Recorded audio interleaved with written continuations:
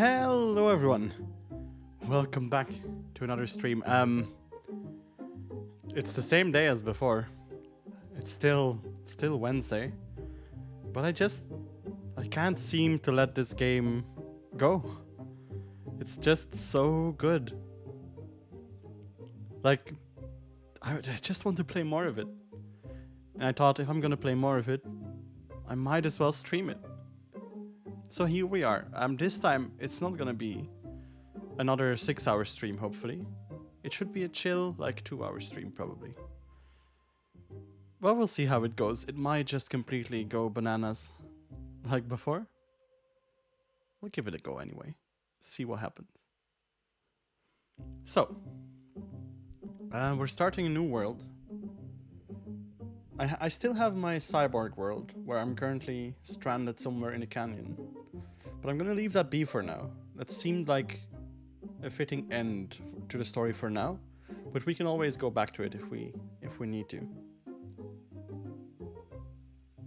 So we're gonna start again. This time again, hey, Liam! Welcome to the stream. How are you doing? Nice. We're playing some AI Dungeon. Yes! Welcome to the stream. As I was saying, we're gonna do a fantasy world, and we'll see where it goes. I played as a wizard the last time. This time I want to do something else, something non-magical, because magic really gave me a lot of power.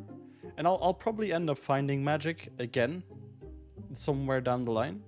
But I want to keep it as, you know, normal, I guess, as possible. And I want to see how far we can drive the AI to go crazy without getting all magical. So Liam, I don't know if you know this game.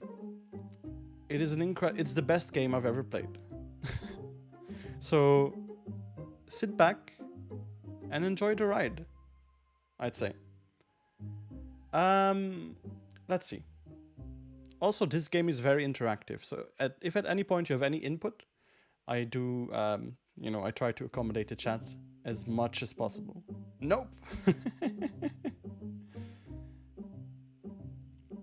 Also, we have some background music playing. That's the Pretzel Rocks music player. That's why there's also the Pretzel Rocks notifications in chat. In case you want to know which song we are playing at the moment. Let's go. Okay, so last time we started as a wizard. Let's say instead of a knight or anything, let's just start as a squire. And we'll see how far we can go in the world. See if we can work our way up. Let's see, enter my character's name. Who will we be this time? I like it. So far, oh boy, you haven't seen anything yet. Okay, let's go with... I'm just looking around my room, seeing if I can find any name. Hey Lauren, welcome to the stream. I will take a break today. I know, but I just can't let this game go. 5 hours ago. It's true. Lauren, what should I name my character?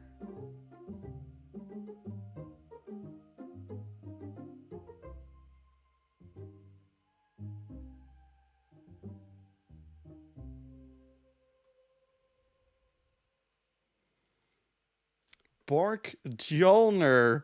Oh my god, I love it. Borg Jolner. Let's go. Also, I think Pretzel Rocks is stuck in a loop. It's playing the same song over and over again.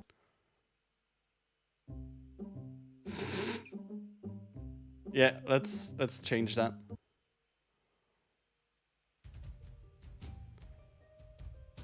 I'm so sorry my posts are delayed. That's absolutely fine, Liam. No worries about that. Okay. You are Borg Jolner, a squire living in the kingdom of Larian. You have a spear and a pack of supplies. You follow Sir Theo as he enters the forest. He turns to you and says, "We're going to find a man known as the Yellow Devil. and we're going to take him down. We're heading to a small village called Tor, where he's making his home at the moment. It's about a week's walk from here, so I suggest we get started. Okay, simple enough. We follow Sir Theo.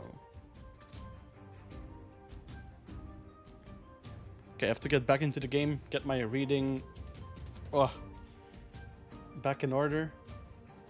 You follow Sir Theo into the dark woods. It's eerie. There's something happening on a spiritual level that just doesn't feel quite right about this place. You follow Sir Theo for about an hour before you come across a small village, completely decimated.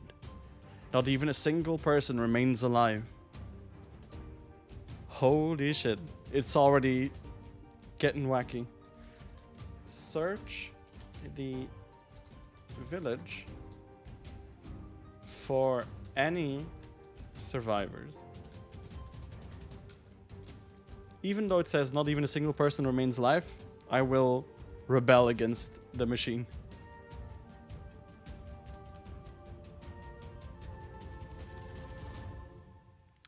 You search the village for any survivors and come across a cellar with no door leading into it.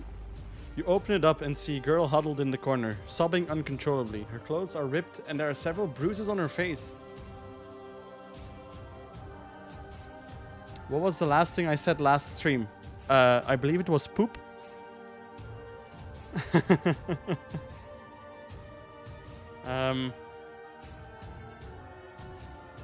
Let's see. Talk. Ask the girl if she's okay.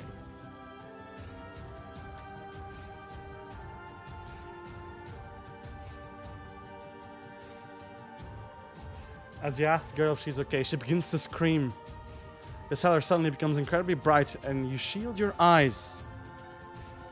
When you open your eyes again, you're no longer in the cellar. You're in a small room with 4 doors. No, it was P. Aw, sorry, Liam. I thought it was Pooh. Okay. I'm now in a room with 4 doors. Which one should I go in?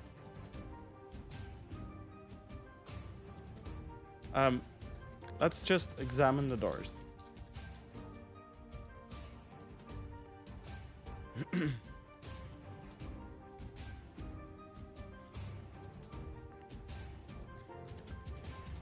There are 4 doors in this room. 1 on each wall. They're all the same size and shape, and they're all made of wood. Although, each one is a different color. The first is blue, the second is green, the third is red, and the last one is purple. No worries, Liam. Ooh. Go through the red door. Red is the best color. This will lead to adventure. Borg Jolner. Already transported to a random room. As you go through the red door, a trapdoor opens up underneath you, and you fall into a pit of fire.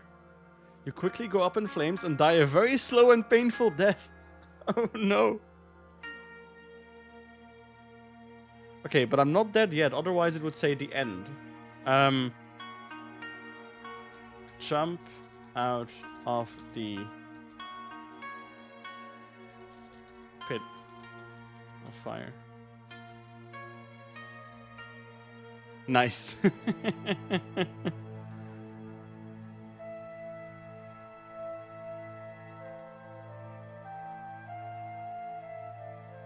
What the fuck is happening? As you jump out of the pit of fire, a pack of werewolves descend upon you and devour you, bone, muscle, organ, and flesh.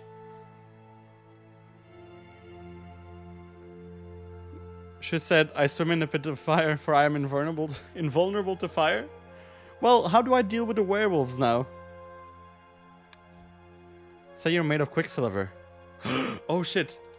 The werewolves die as my blood is made of silver. Story. But you are no more, it adds. Oh no. And shape yourself into a giant sentient sword. I know I'm technically like all powerful, but I kind of want to make it, you know, I want to limit myself, otherwise the story wouldn't be any fun. You are no more. But then you begin to regenerate.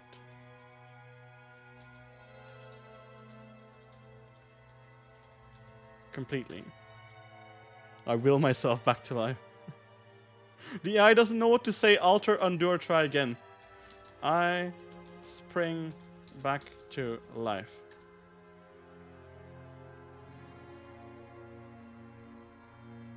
Come on, game. You can do it.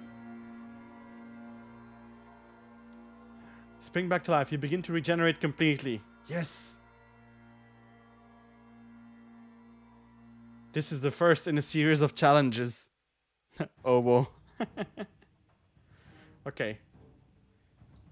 Didn't I have a spear? I take out my spear and skewer the werewolves on it.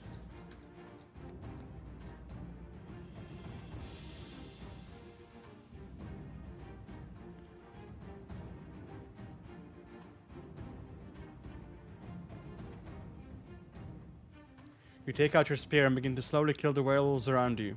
You jab them with extreme caution, as if you're to stab through a vital organ or artery. Then you would have just made the situation worse? What? Okay.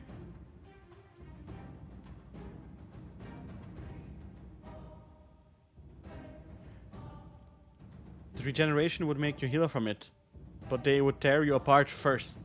Soon, the werewolves begin to realize what you're doing and attack in force. You jab the spear forward, stabbing a werewolf through the snout. Ooh, damn. Set the cooldown of the nice command to 1 hour and 9 minutes. Nah. I think the cooldown on the nice command is like... it's not long.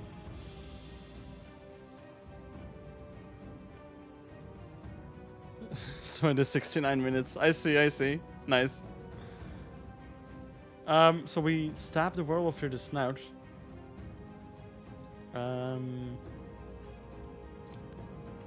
Run away from the remaining nice werewolves.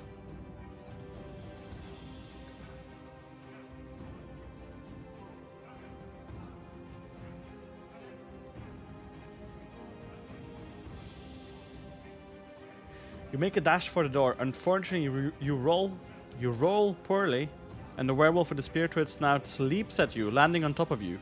You let out a scream as it begins to tear into your flesh with its teeth. Oh, damn.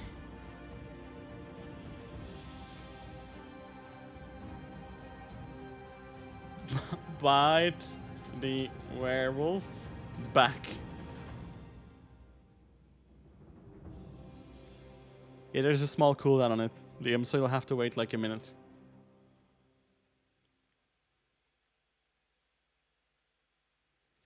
You sink your teeth deep into the side of the werewolf's neck. You wish you hadn't, as it tastes absolutely foul, like eating rotten meat that's been left out in the sun. Jesus Christ.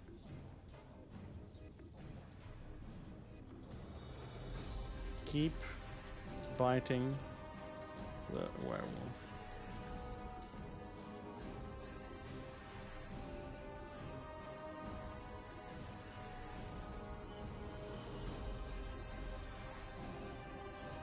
You keep biting and soon you find yourself chewing on the werewolf's jugular. You tear it open and the werewolf begins to bleed out all over you. You begin to laugh as you've beaten one of these creatures that caused you so much pain. Become aware. Okay. Drink the werewolf's blood and gain its powers.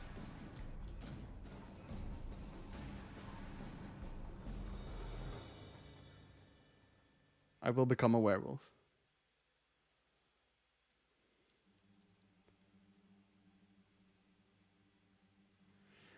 The blood is disgusting, and you begin to experience the power of the werewolf. You feel your body twist and morph as you grow hair all over your body, but also become incredibly fast and strong. You open the door and find another door, this one with another option. Go through the second door.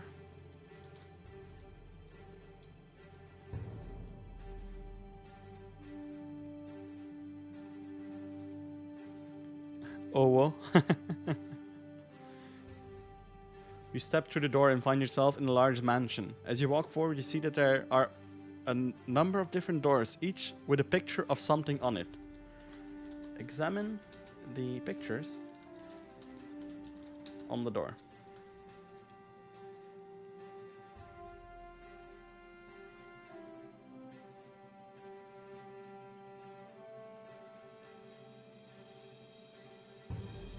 You see that each door has a different picture on it. However, you're not sure what they mean.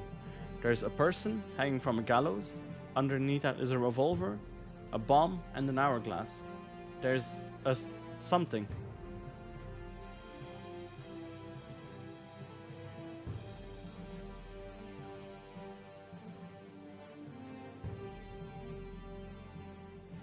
Stood over 3 people with knives buried in their backs. There's a briefcase, a gem, and some Mayang tiles.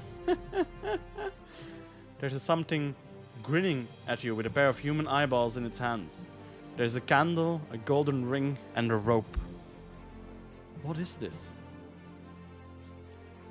Go through the door with a picture of the golden ring. That must be the treasure room, I'm assuming. I hope at least.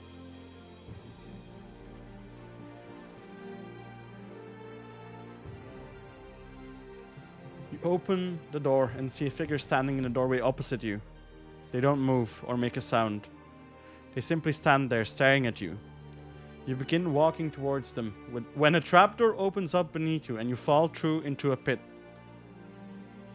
See you in a moment, Liam. Another trapdoor.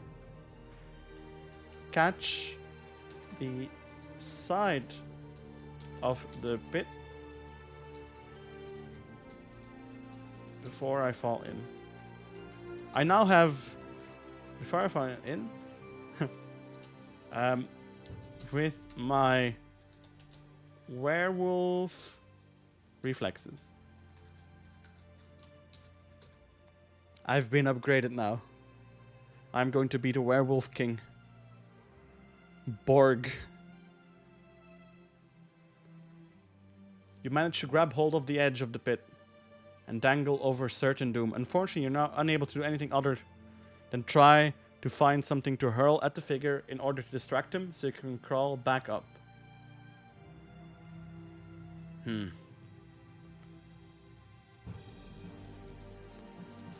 Distract the figure by throwing a rock and climb out of the pit unnoticed. Welcome back, Liam.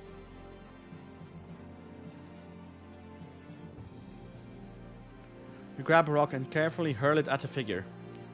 It hits them squarely in the back of the head, but they don't react. You're ready to try again when the figure suddenly collapses and falls into the pit with you?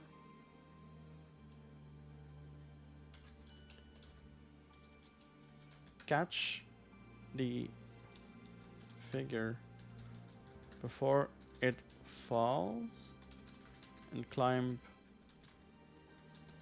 out of the pit.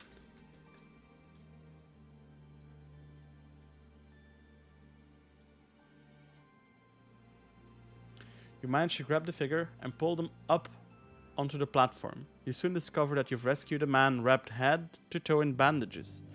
He looks at you and stays silent. Hello.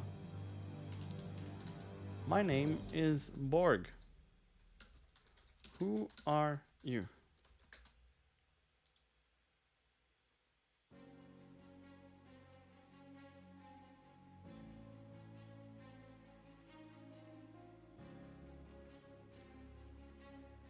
He stares at you blankly for a moment, then his eyes dart to the side. Hello, you ask again, trying to prompt an answer.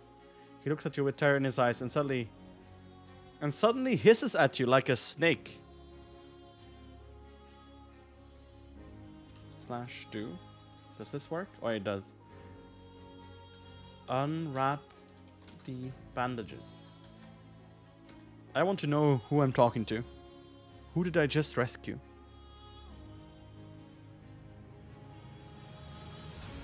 You start unwrapping the bandages and throw them on the ground. You then realize that this wasn't such a good idea. His skin seems to be heavily burnt and he has no lips or eyes. You quickly get rid of the last bandages and look at his mouth. What is this?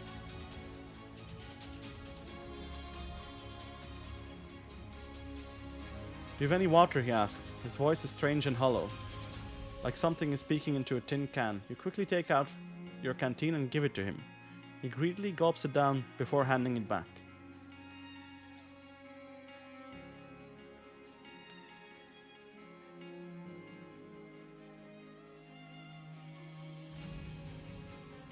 Thanks, I'm thirsty. Anyone would be in this heat, he says. Wait, how can you be? You don't have any eyes or a tongue. You say in confusion? He laughs at your confusion. It's the same hollow laugh he spoke with earlier. Ask if he knows... What's the guy's name again from the beginning? Sir Theo. Knows where Sir Theo is.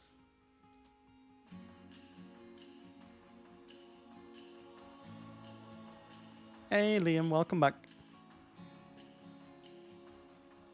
I haven't seen him since we landed in the desert. Why do you ask? We aren't in the desert. But we aren't in the desert. We are in a mansion.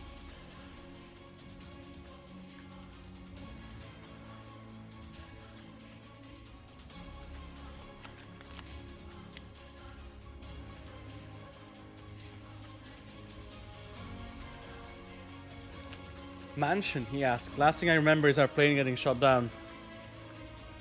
Wherever we are, I hope they have a nice dungeon. You hear footsteps coming closer and realize it's time to go. BRB.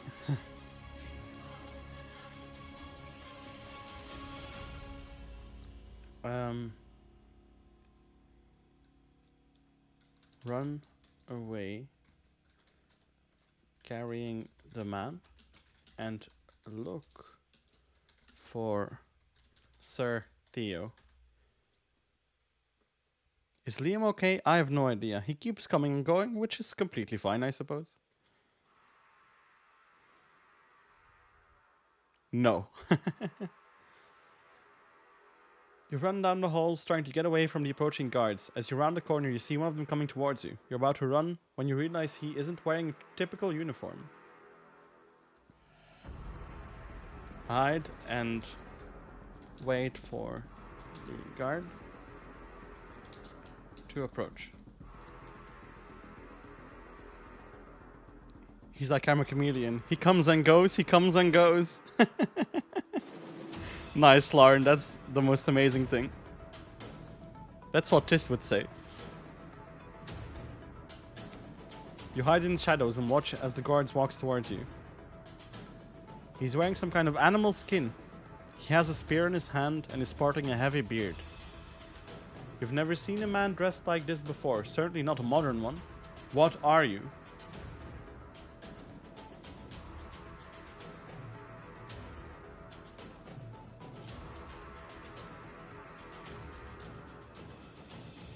He asks in a gruff voice, did that sorcerer bring you here too?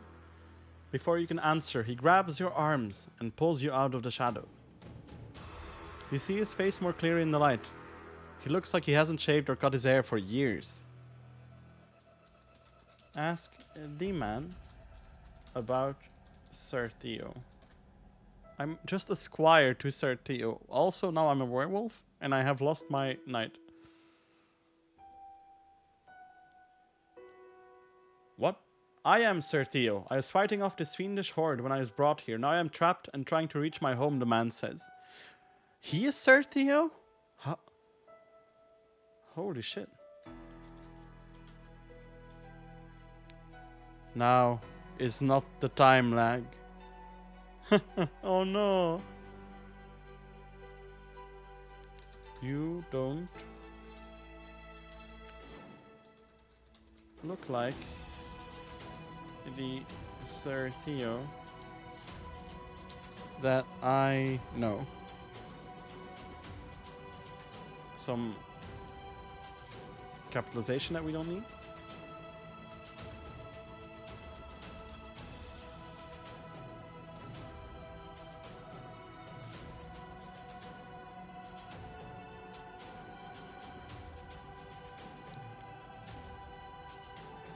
He looks offended, I can assure you. I am who I say I am. Do you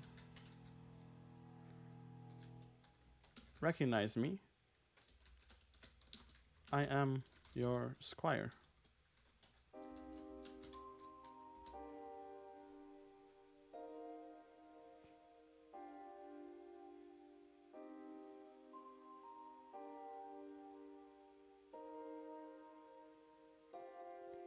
I would remember such a feeble squire as you. Wow. The man says, no, you are an impostor. Now guard my back. Theo pushes you away and the pair of you hear the guards approaching. Theo readies his sword and shield as they enter the room. Kill him, yeah, exactly. I transform, or no, not with I, just transform into my werewolf form and kill Theo.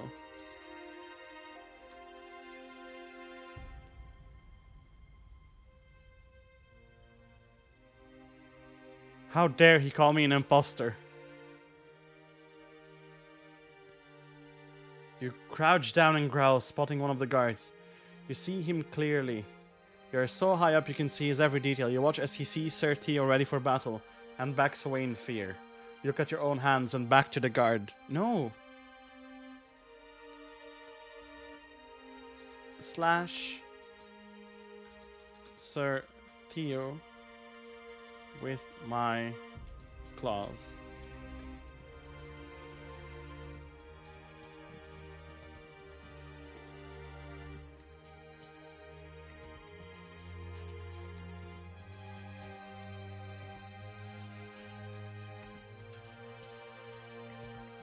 You lunge forward and slash the man's face open with your claw.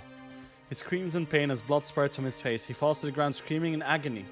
You turn around and see the second guard standing there, staring at you in horror.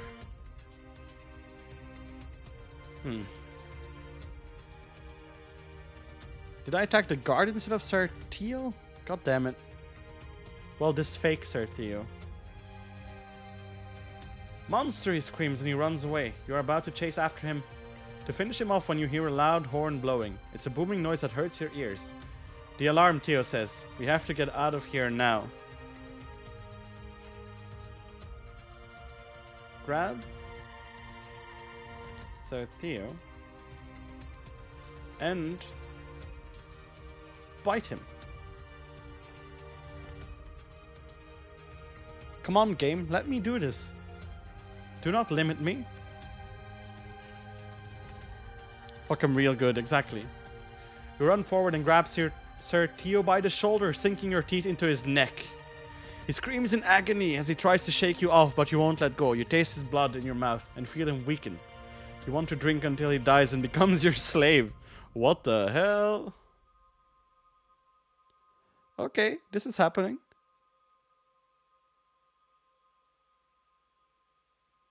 It would make your life so much easier.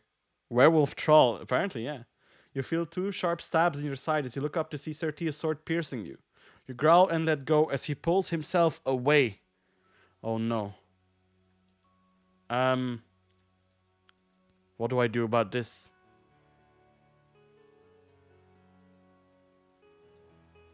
Grab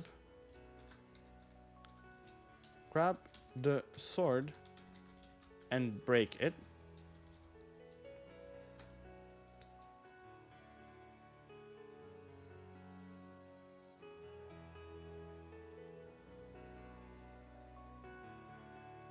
You grab the sword blade and snap it off as he tries to pull it out of your side. He screams as you throw it aside and stand up. You're a monster, he screams. A stupid, ugly monster, and you will never get what you want.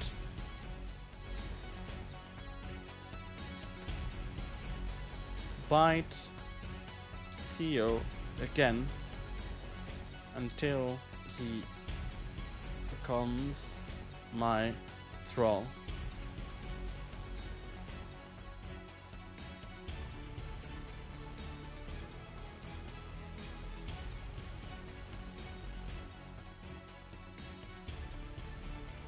You run forward and grab him by the shoulder, sinking your teeth into his neck.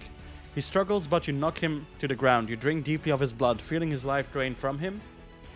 He soon goes limp as you drain all the life from him. Hey, Midoden, what's up?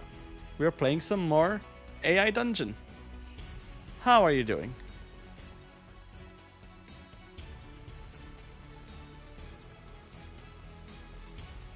You drop the body as you feel new power flow through you. You can feel him in your head, hear his thoughts, and see what he saw. You look up at the tower and cast your mind towards it. Well, I guess he didn't become my thrall, but... Kill it. Kill it. I killed him. He's dead.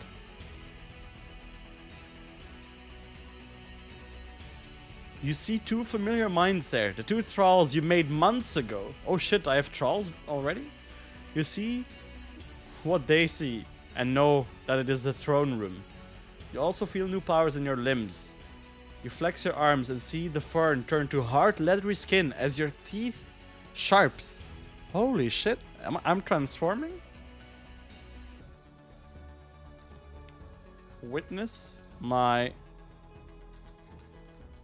transformation. Thank you, Liam. You all need to follow Brent. Incredible. Thank you, thank you.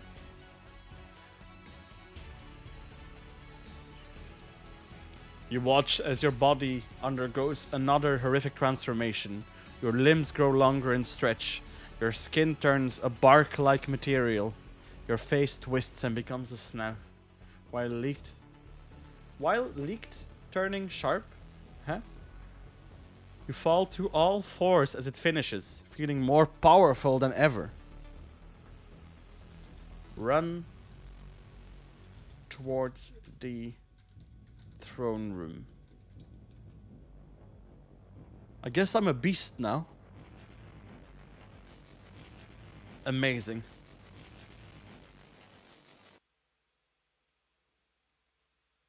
You sprint towards the throne room.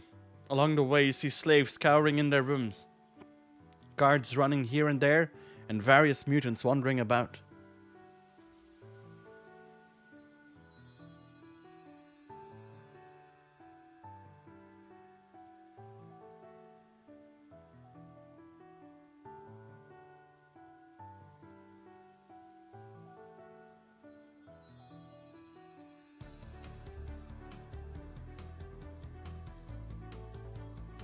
Let's see.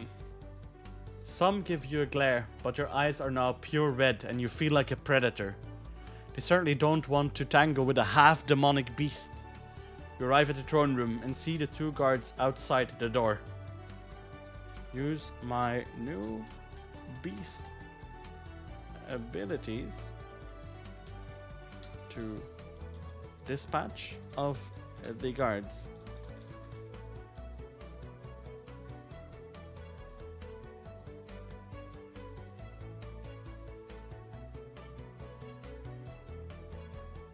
Kill all things. You jump at the two guards with a roar. They raise their guns, but you're faster and punch them aside. You slash the throat of one of one, then finish him off by biting his head off. Holy shit. You do the same to the other guard, roaring down at him as you spit his head out. This is getting very violent. Holy shit. And the music is not at all fitting. You hear the sound of a shotgun hammer being pulled back and turn to see the other guard pointing his weapon at you. Hell, what is this? He says, panicked.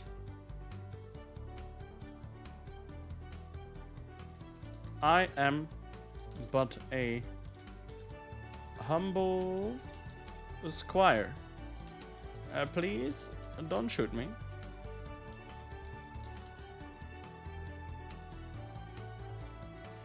Liam, I'm not gonna kill everybody. I wanna try and make this, you know... I mean, I don't wanna get... We'll see how it goes, basically. I swear, when Olaf and Lars get back, they're gonna have a lot of questions about this, the guard says, shaking. You smile and laugh a little, causing him to aim the shotgun more towards you. Okay. Disarm the guard. And knock him unconscious? How the hell do you write unconscious? Like so.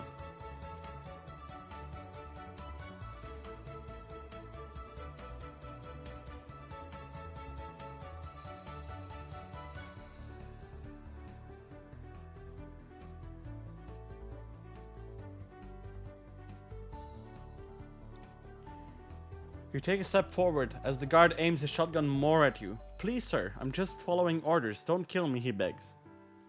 The urge to taste his blood and feel your teeth sink to his flesh is strong. But I don't want to kill him. I killed everybody else already.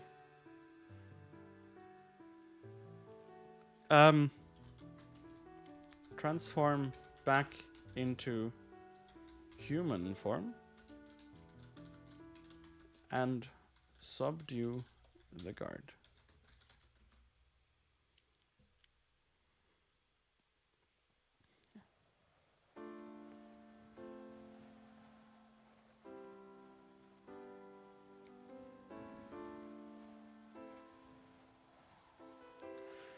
You close your eyes and take a deep breath, calming yourself. You open your eyes again, and they're brown again.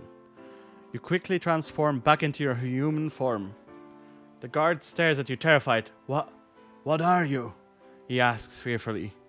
A demon. Just kill him? Scare the guard. I don't want to kill him. Specifically, I don't want to kill this guy. Scare the guard away.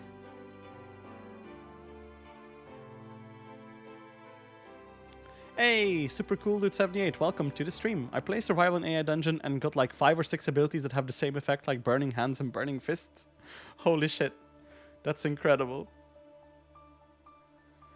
I played a bit of survival as well, but it's very strange. I just get stuck in a loop every time, which is not ideal. I always get stuck in a cabin with a cat.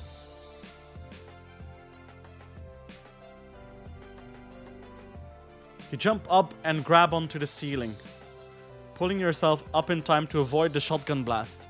You hang from the ceiling and stare down at the guard, who looks around, not seeing you. Show yourself, he demands. You drop down and tackle him into the wall. Grab the shotgun and break it into pieces.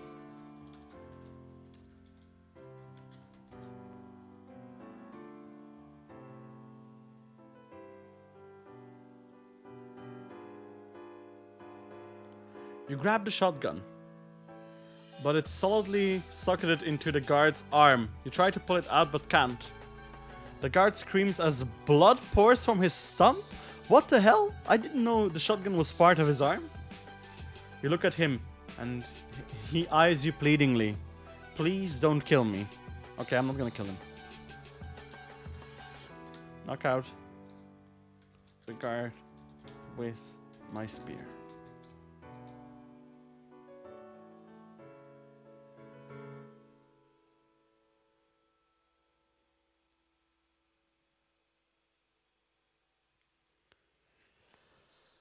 You knock him out with the butt of your gun. Well, fair enough. Knocking him out cold. You take the shotgun, as well as the guard's ammo belt, and walk into the throne room. Buckling it onto your own. Did I just rip off his arm? There you see that the two guards are dead. Their heads blown apart by gunfire. Examine the room. What are we facing here?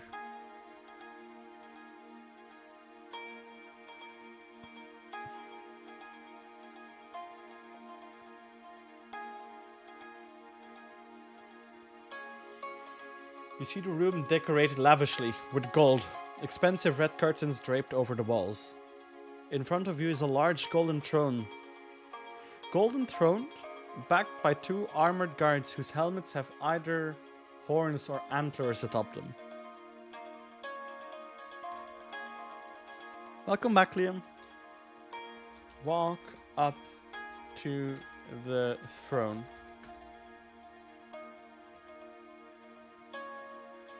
I don't know how I even got in a castle.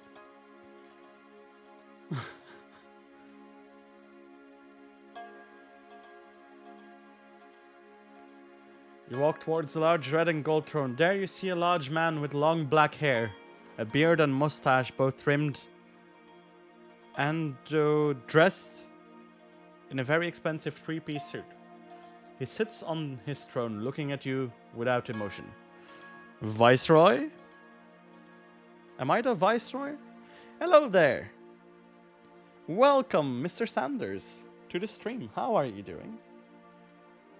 So apparently I'm the Viceroy now, so I'm gonna play along. Hello there. Emperor. I have come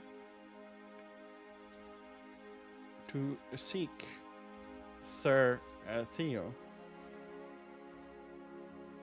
Follow Brent. Thank you, Liam.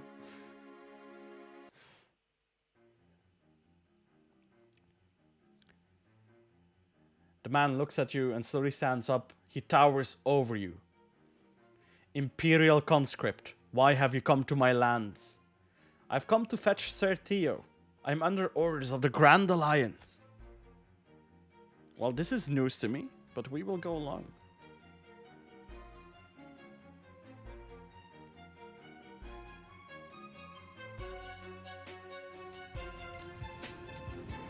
I see. And who are you? I'm Captain Kairos of the... Before you can finish, the Viceroy raises his hand. Yes, I know who you are.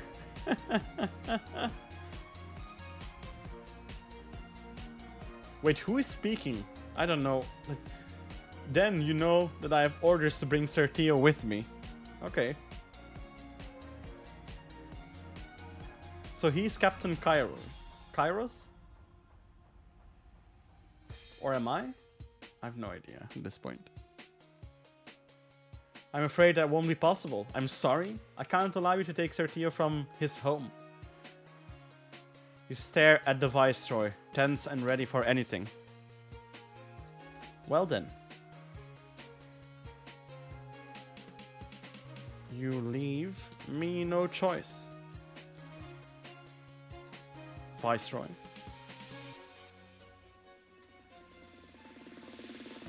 I'm gonna assume he's the Viceroy.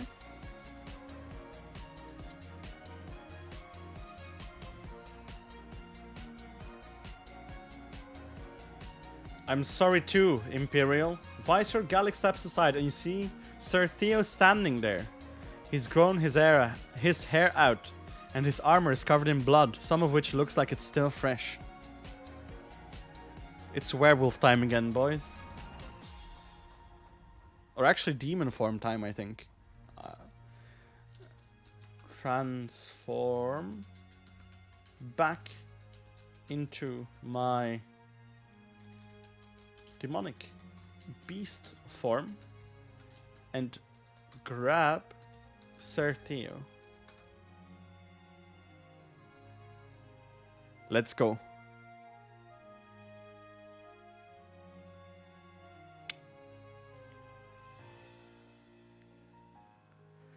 You charge forward as Sertio looks at you. He raises his gun, firing off several shots as you plow into him. You tackle him into the wall beside Gallic, who calmly steps aside. Fuck, this guy is cool.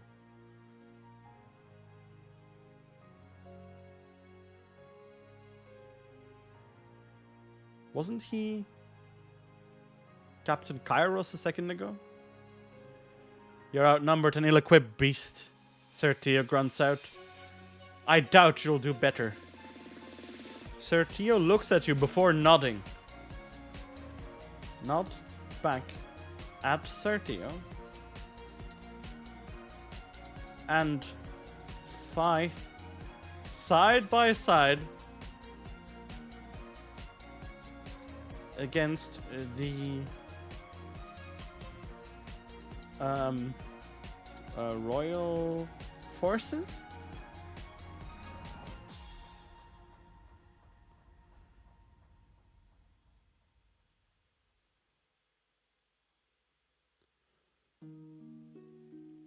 You nod back at Sertio before you both charge forward. Gallic steps to the side, smirking, as the two of you fight the royal guardsmen. The Emperor's servants fight with simple elegance. Their swords glint in the air with every slash. Stab and block with amazing precision. I let out a deafening roar and summon my werewolf thralls.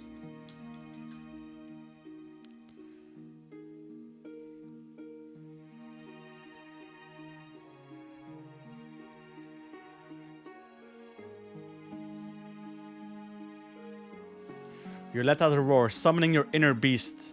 You feel your body change, pain racking through your body as you grow in size. Your fingers melt into paws, and you fall onto your 4 new legs. Your skin pulsates, as you can feel your teeth and nose transform. Well, that's not exactly what I had in mind, but it works.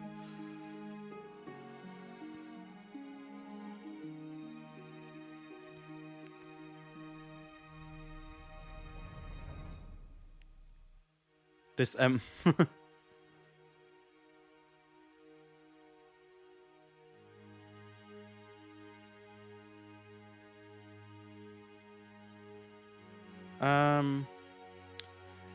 You let out a growl, feeling your lungs expand and your body surge with power.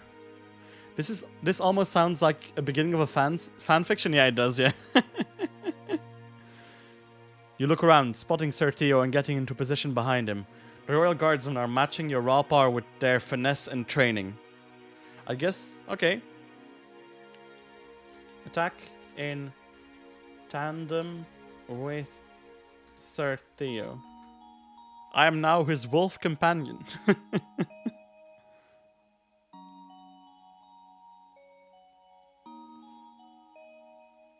You charge forward with Sertio, your combined strength and savaging, sending Royal Guardsmen after Royal Guardsmen to the floor in pools of their own blood. You feel a sword slash open your shoulder before Sertio blocks, send it to the hilt into another Royal Guard's skull. Holy shit, this is amazing.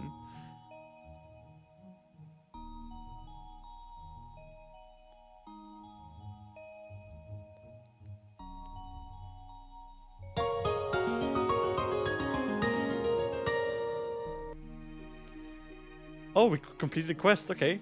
You grab one twice your size by the throat and squeeze. You hear his neck snap and quickly move on to the next target. The fight is short and bloody, ending as Gallic stands alone over the corpses of his enemies. I'm gonna be real with you, Brent. I'm not sure whether Sertio is good or not. What the fuck? What? I thought we were winning and Gallic survived? Huh? I thought we were defeated. Huh? Yes, Sir Theo might not be a good guy. But I am his squire, so... He nods, and his face morphs again. What?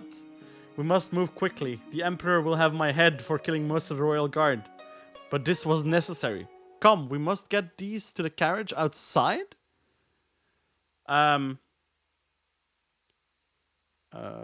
Follow the orders of Sir Theo. I'm going to assume that Gallic is also Sir Theo in this scenario. You nod, transforming back into your normal form. You grab one of the guards, carrying him out to the waiting carriage outside. Sir Theo and Gallic do likewise. Oh shit, they are separate people, okay. And before long, the deed is done. I guess Gallic is now a good guy.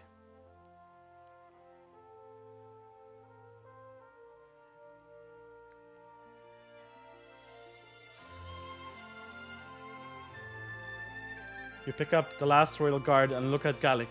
There's one more thing we must do, he says grimly. Nod to Gallic. And burn down the mansion. Become more powerful. I will become more powerful, no worries. But we're gonna pace ourselves. If we become all powerful from the start, then it's no longer fun.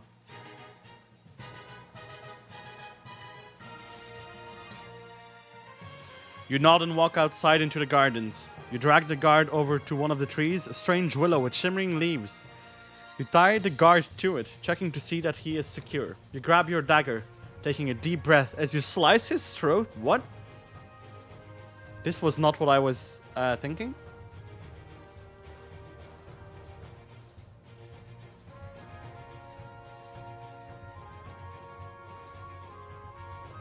The guard struggles for a few minutes as he asphyxiates before going limp.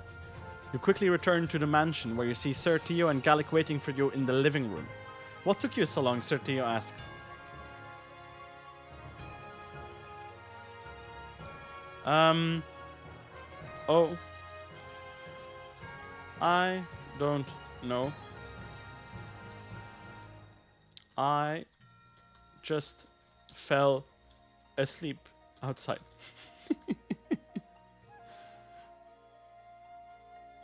I'm gonna roleplay as myself now.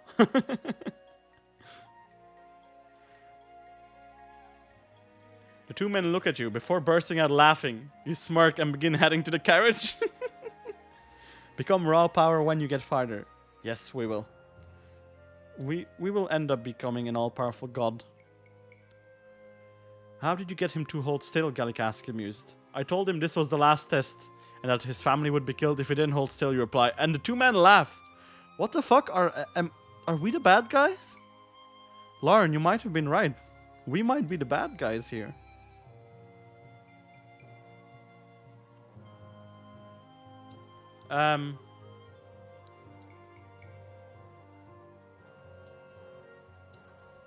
Then...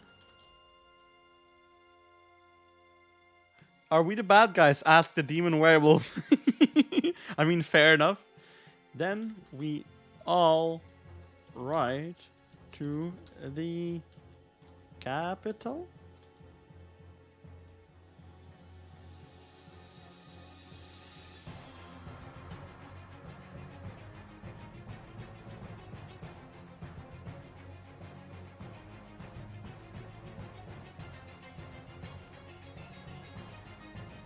Is nothing happening? Is the story not generating?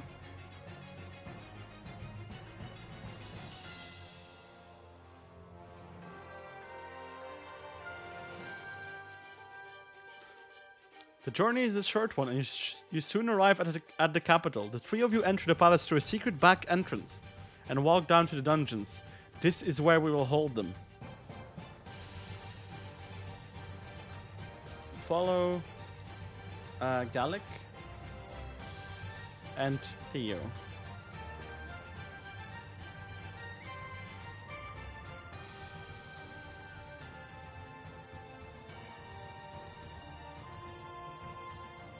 You and your companions walk through the secret passage, which leads to a long corridor. This corridor is lined with cells on both sides, and you see many different figures inside them.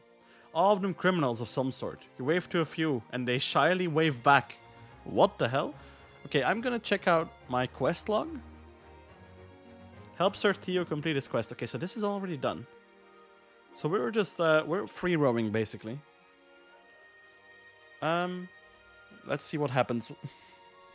Waving to the prisoners is a very interesting detail.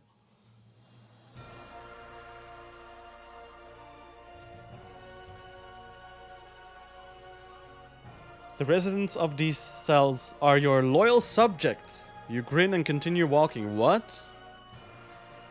Eventually, you reach a large oak door with iron bindings. Gallic knocks twice, and a voice calls out, "Password?"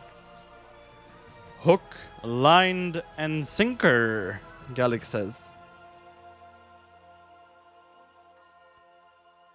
Sinker with the... I should do it with a rolling R. Hook, line, and sinker. Gallic says. "Oh, sorry, my prince. Come in," the voice replies. He's a prince? The door swings open, and you find yourself looking at a tall man with curly black hair and eyes like dark pits. Examine the man closely. Become a prisoner and become raw power. Hold your horses, Liam.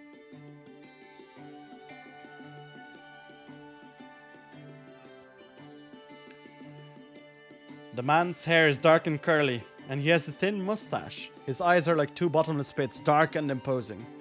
You can't tell his hair because of the hooded cloak he wears, which is as black as night. Okay, he has curly hair, but I can't tell it. I just know it, I suppose. Okay. Keep following Gallic and Theo. That would be cool. I will just give it time. We're following along with the story. You follow Theo and Gallic along the corridors, walking deeper and deeper into the dungeon. Eventually, the three of you reach a set of stairs which leads down into the darkness. Gallic turns to you.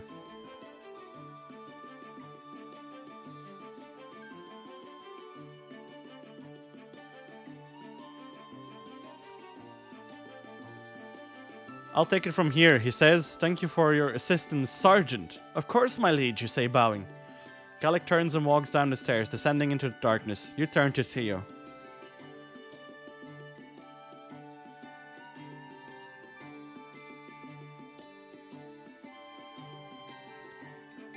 "I'll see you later, sir." Theo smiles. "I hope so, Sergeant." With those words, he turns and walks down the stairs as well, descending into the darkness below. It isn't long before you can't see either of them anymore. Wait here until they get back.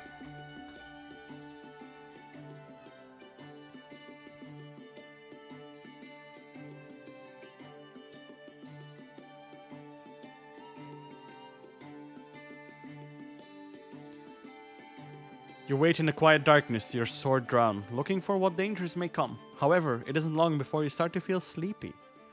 "I thought the darkness might help, but it's not doing much," you mutter to yourself.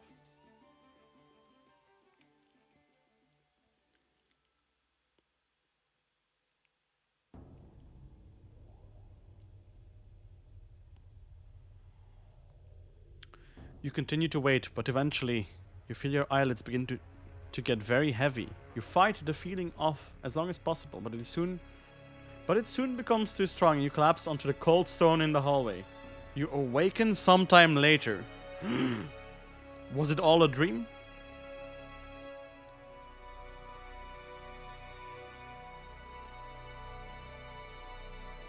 You're not sure how much later, as without windows or any lights nearby, you have no way to tell how much time has passed. You groggily get to your feet and notice that you're no longer tired. In fact, you feel more awake than you have in days. Go down the stairs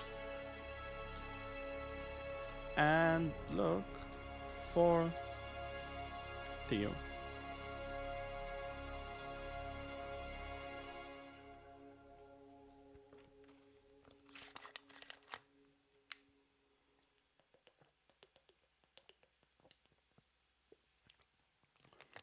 You walk down the stairs into the darkness, and you feel cold air flowing all around you. You look upwards, and although you can't see more than a few feet in front of your face, you can tell that there is a faint light up above you. Go to the light.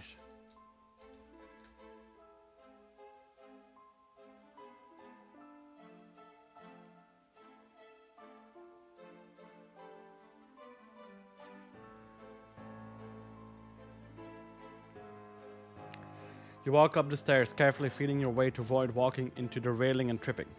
You reach the top of the stairs and find that there is a large open space here, and that the light you saw below you was coming from a fireplace onto the wall to your right. I'm gonna examine the fireplace.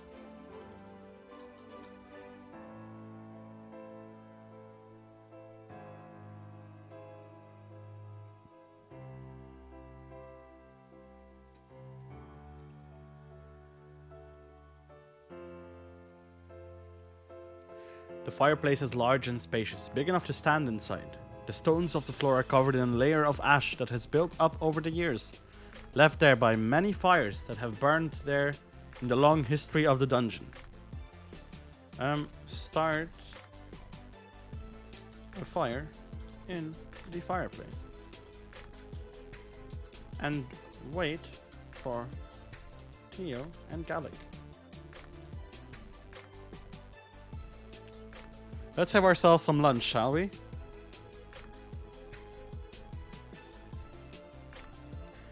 You take a small stack of firewood and place it in a large fireplace, then strike the flint stone against the iron pyrite. The sparks land on the wood, and after a few moments, the fire begins to burn cheerfully. Roast some meat and have breakfast.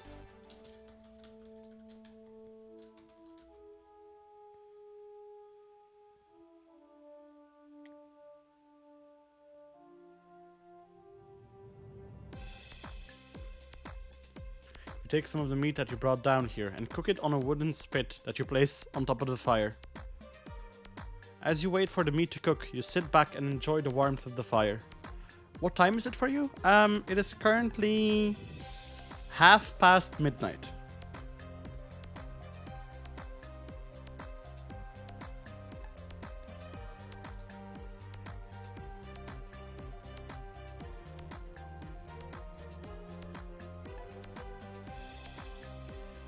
Once the meat is done cooking, you sit down and enjoy your meal. Afterwards, you decide to get some shut-eye and you lie down on the cold stone floor of the dungeon.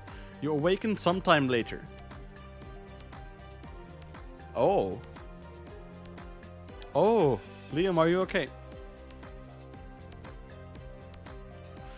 You're not sure how much later, as without windows or any lights of any kind, you have no way to tell if it's still night or if it's gotten anywhere close to morning.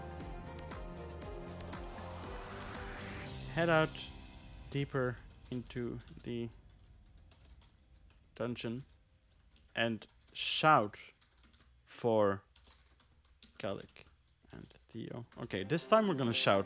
Let them come to us.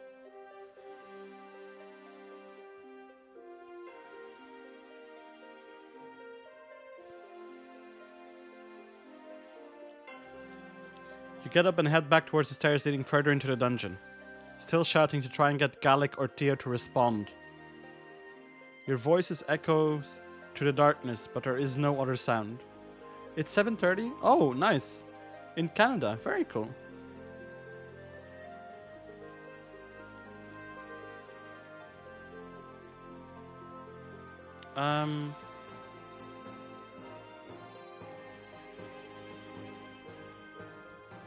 Look for tracks. I'm gonna see if they have been through here or not.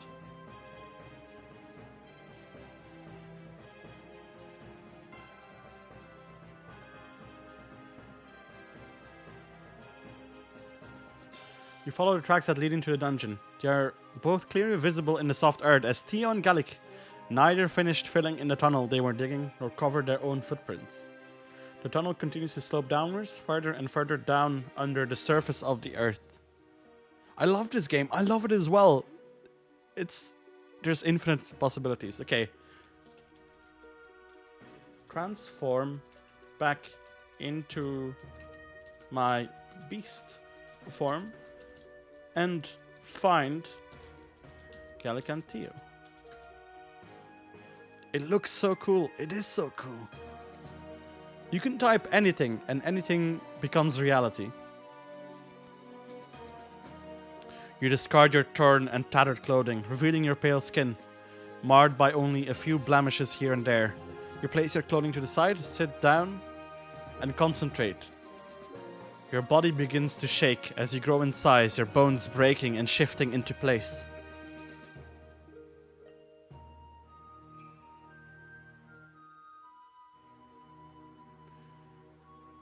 Before you have transformed into your half-man, half-lion form. Holy shit. Now able to stand up straight into the tunnel, you begin to make your way further down into the earth, following Gallic and Theo's footprints.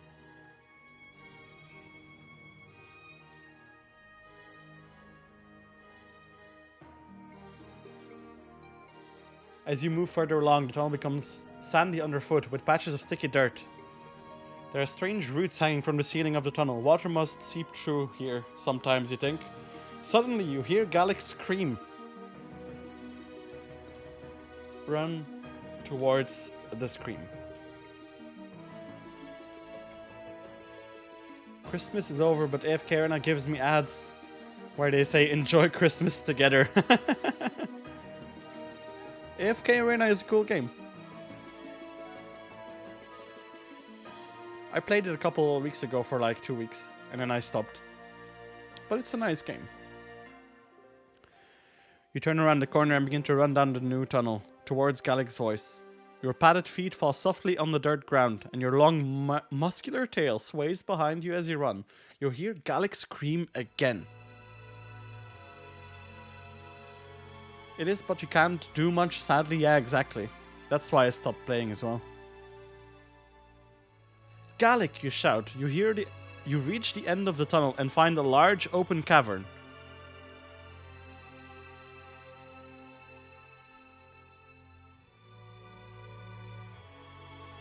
In the center, there is a pit of molten lava with a few stones jutting out of it. Gallic is standing on one of the stones, while Theo stands on another across from him. Your story sounds like a furry fanfiction. It's kinda skirting those lines, yeah.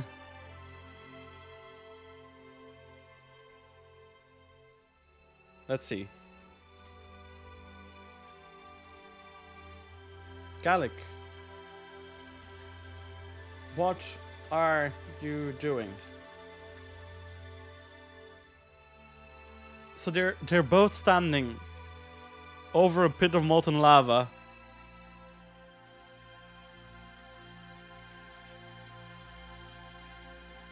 You step forward to try and reach Gallic, but you find the heat of the cavern is too much for you. The temperature has become quite a bit hotter the further down in the cavern you go. You can stand it, but any exposure would likely cause third-degree burns. Okay, this is fine.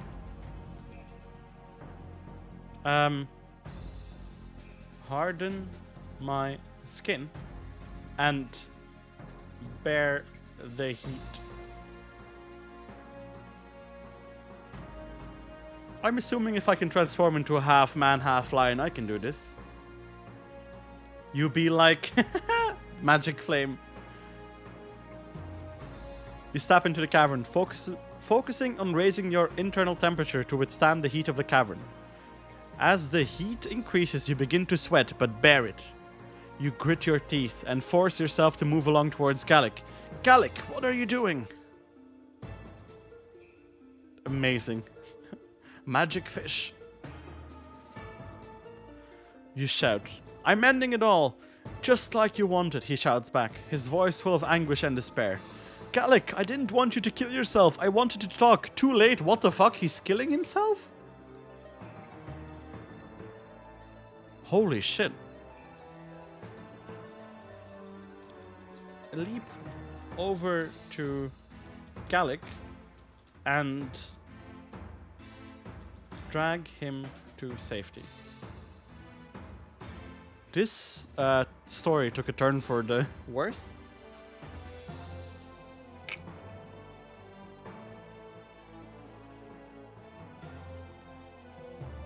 take a deep breath and spring forward. You fly through the air, your heart pounding in your chest. You soar towards Gallic as he stands on the stone, and you push off the ground with your feet, propelling yourself forward.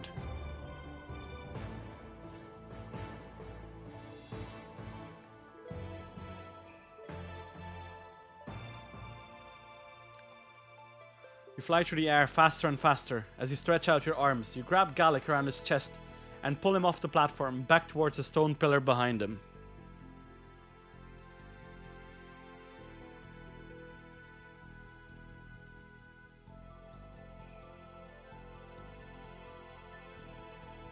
You wrap your arms around him, holding him against your chest. Your momentum carries the both of you forward, and you hit the ground with a thud. You roll to a stop and you find yourself lying on the ground, holding Gallic in your arms. Please, Gallic.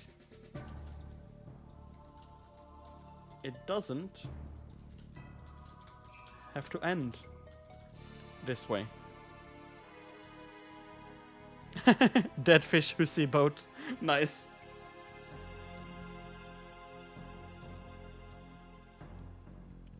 Why not? It's all gone to ruin. We're dead men, Gallic cries. We'll get out of this, I promise you. How? You open your mouth to answer, but realize that you have nothing. I will keep us all safe. There we go. That's reassuring.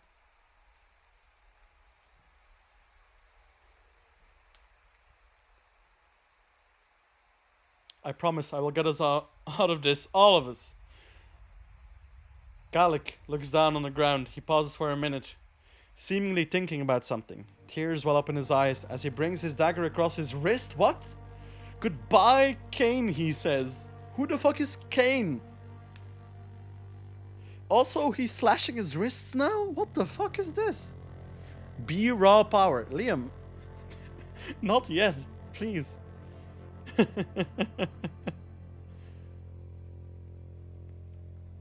Take the knife and break it.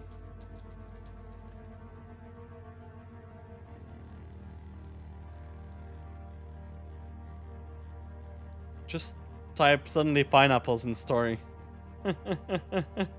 Okay. You quickly grab the knife as it falls from Gallic's hand, breaking the blade against your leg. Thank you, Gallic says. I must have more of these hidden around somewhere. You stare into his eyes as you both realize how much you care about him. Is this gonna turn into a love scene? Holy shit.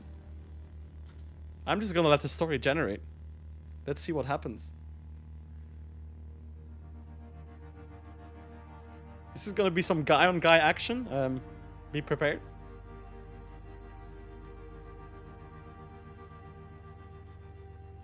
Tears slide down your cheeks as you wrap your arms around him and hold him tight. You lie there in the darkness, holding each other for warmth. We won't let this life beat us. We'll fight back with everything we've got, you say.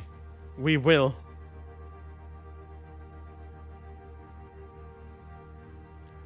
We will, Gallic says. You hold each other tight, knowing that this may be the last moment you ever get. I just want to let the story generate. I just want to see what happens now. I'm invested. You could die here, like Gwen, like Dirge, like every other poor soul that the Empire has captured to torment. But you won't go out like a lamb. You will go out like a lion, defending yourself to the bitter end, to the very death. Like a lion, you say. Transform into my beast form and carry Gallic outside.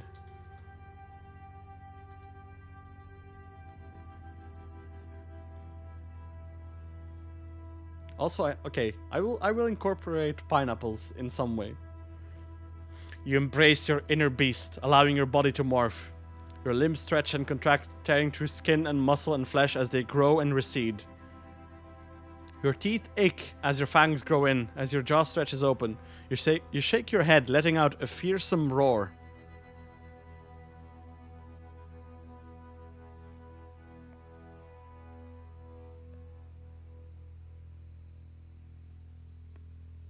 The air is chilly, and the cold nips at your fur. You stare ahead at an uncertain future, but you know that you're ready to take on the challenges that lie ahead. You raise your head and howl into the sky. What about Theo? Oh shit, yeah, Theo, I forgot about him. Good idea. Go back for Theo. Fuck Theo. Do we leave? Okay, we leave Theo. Fuck it.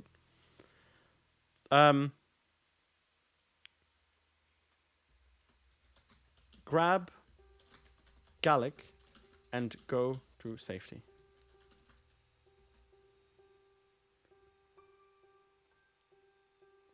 We leave Theo above the lava pit. I guess this is a jump forward now. You stare into the woods behind you where the faint glow of the campfires burn. You turn to look at Gallic and notice his blue lips and pale face.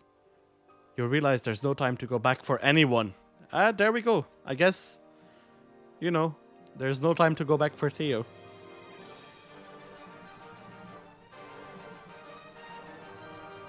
Damn, he dead. Yeah, he dead.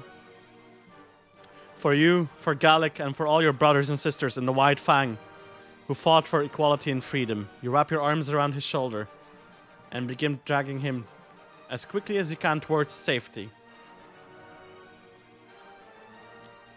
Nurse Gallic back to health.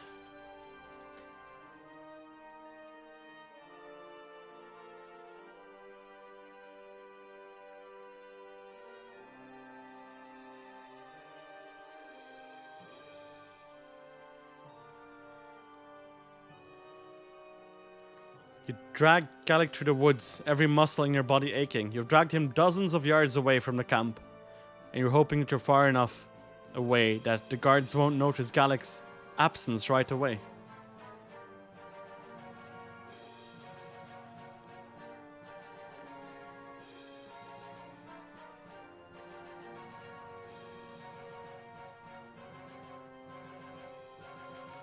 You lay him down on the cold ground and listen. You hear nothing but a howling wind, which you take to mean that the coast is clear.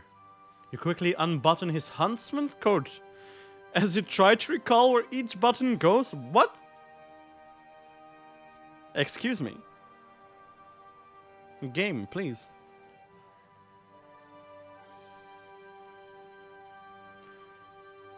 You unfurl his wool shirt underneath and examine his wound. The knife has gone through the fleshy part of his belly, and the bleeding has already slowed significantly. You'll need to sew it up. You find a tin of bone, needles, and heavy linen thread in your pack. When did he get stabbed? Did Theo stab him?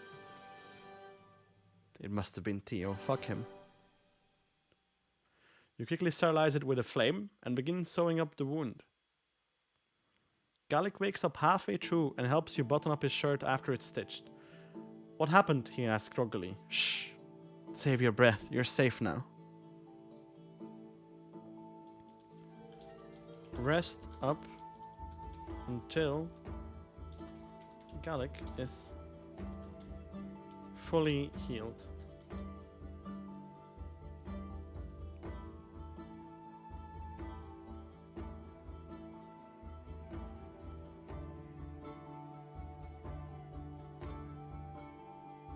Got to go? Oh damn, Liam. Thank you for joining the stream. I'll see you in the next one. Have a good day, man. You pull your coat around yourself and huddle next to the fire, which you've allowed to die down to embers. Night has fallen and the cold has set in. You rub your hands together and breathe warm air into them, wishing you had something hot to drink as you watch the camp. I have something. Grab the hot cocoa from my bag and drink it. Now is perhaps also a good time to introduce pineapples into the story. You grab the tin cup of steaming cocoa and quickly take a swill. The hot liquid does little to warm you, but it's enough to quench your thirst and give you a small surge of energy. You stretch and relax as you feel the life flood back into your body. Eat a whole pineapple.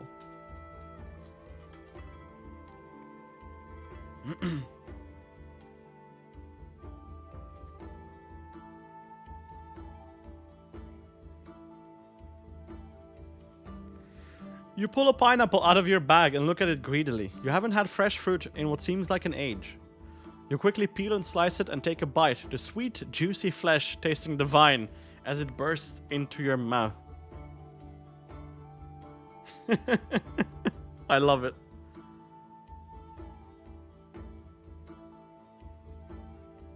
You devoured a lot in no time at all. You drift off to sleep and the smell of smoke and roasted meat filling the air. What? Roasted meat? Who's roasting meat?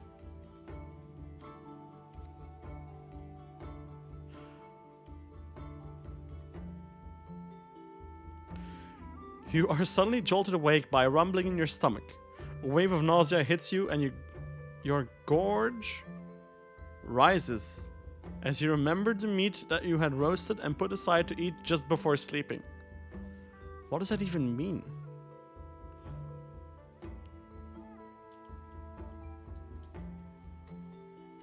Every time I type suddenly pineapples in the air, it ends in a weird way.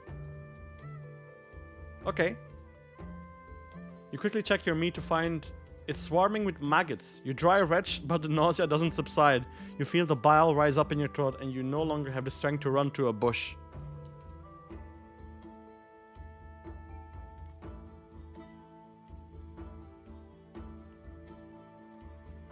Your body convulses and you vomit torrents of puke that are nothing but clear, creamy phlegm. Oh, Jesus. You lie back in your heaving and feel dizzy, unable to catch your breath. Okay. Story. Suddenly, a horde of pineapples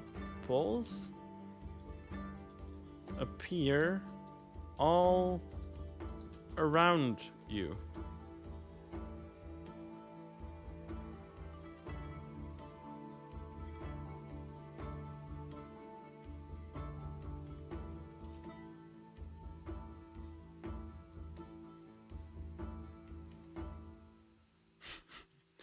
Each one run through with an arrow.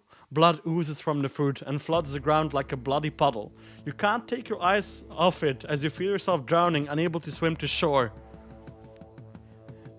The arrows tickle your throat and you burst into laughter before passing out. You gasp awake and sweat pours from your brow. You lie back in your hammock and you look around. The camp is bustling with activity, as is normal for mornings.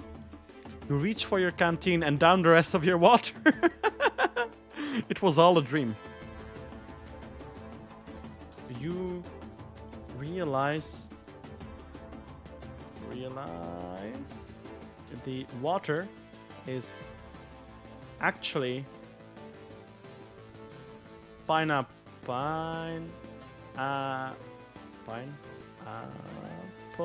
juice. I'm gonna make this work.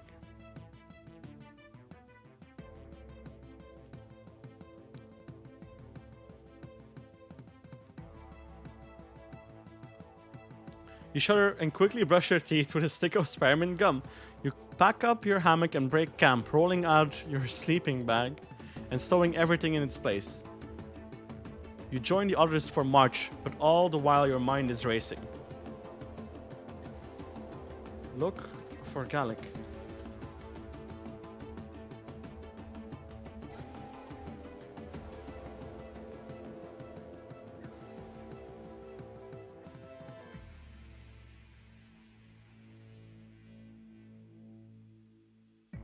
You spot Gallic perched up in a tree along the path. You nudge him, but he doesn't even blink an eye in your direction. You call up to him, and still no movement. You shrug and jump out of the way just as his body falls from the branch above.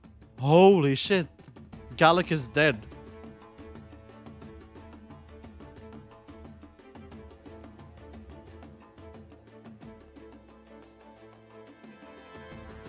You watch as a smile spreads across his lifeless face and blood trickles from his nose. Who's up for pancakes? Hinsman calls out. What? Look around to see if you can find Gallic's. Wait, it's Gallic with a single L. Gallic's killer.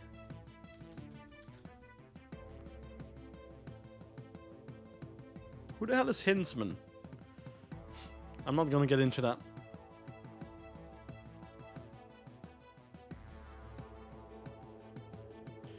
You quickly scout the area but find no one. You make your way back to the camp and you see Hinsman prying a strange metal disc out of Galic's grip. Grab the disc from Hinsman.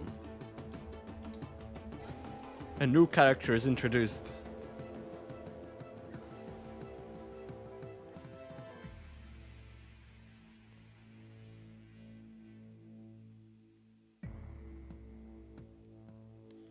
You manage to pull the disc out of Hinsman's hand. He turns to you surprised. What are you doing? That's evidence. You give him a blank look. What are you talking about, Hinsman? He stares at you in disbelief. I think it's time to go into rampage mode. It has come to this point. You're joking, right? I just saw you pull that plate out of Galic's hand.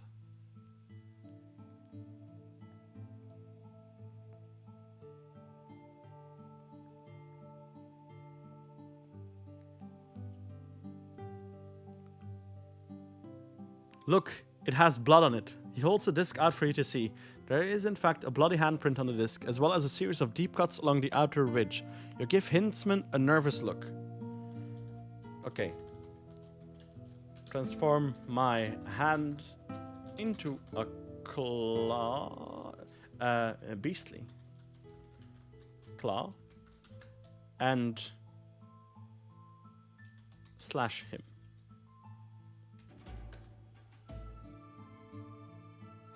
I'm still going with the canon that I have beast powers because I was bitten by the werewolf. Or I drank the werewolf blood. You grab Hinsman's shoulder and stare into his eyes, boring deep into his very soul. What are you doing? He asks nervously.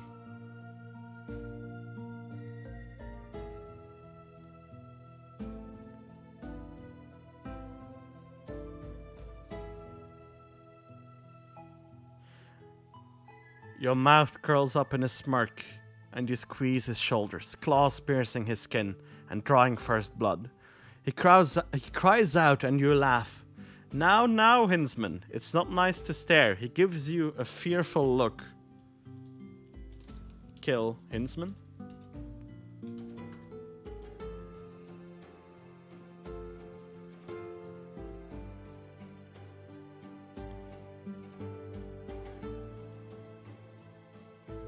You pull Hinsman close and sink your teeth into his neck, trying out a huge mouthful of flesh, Jesus Christ, which you spit into the ground. He screams in agony as he collapses to the ground. Run away in beast form. What is happening? Galic is dead, everybody's dead. Theo, we just left him.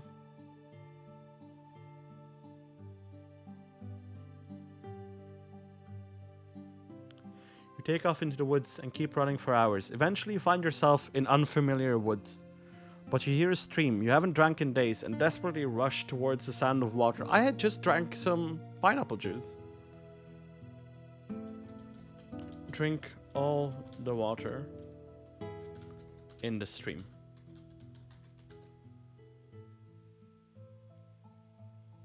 Let's do this big bad wolf style. You bend over and lap it up, letting the water clear the taste of Hinsman's blood out of your mouth. The water is freezing cold, but you barely notice. Your body temperature has dropped significantly, and your senses are working on overdrive. Pineapple soda is very nice. Ooh, I've never had pineapple soda, actually. I've had pineapple juice. But I'm assuming soda would have a nice, fizzy taste to it.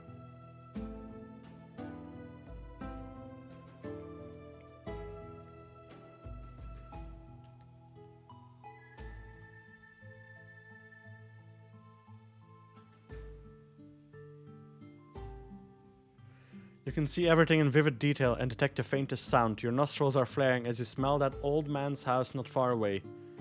You hear what sounds like a woman sobbing from the same direction. Go to the woman. I just killed somebody and now I'm...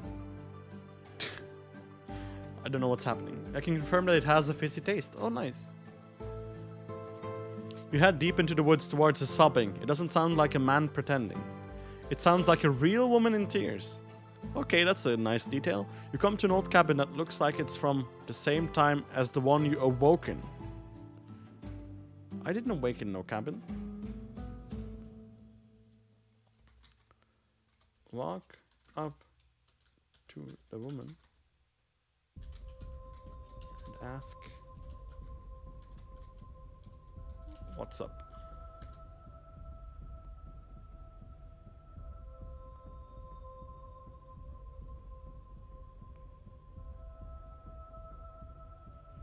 You find a woman in ragged clothing crouched on the floor, on the front porch of the cabin, crying.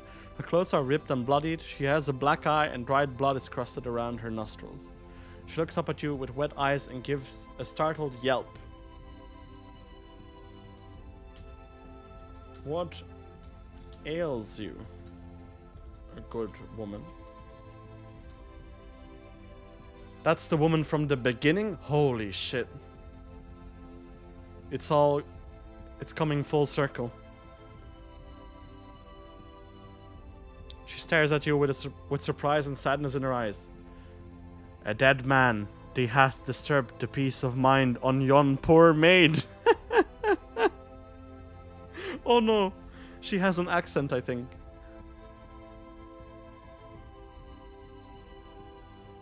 She laments. You stare at her blankly. Why is she speaking like that? Is this some kind of code?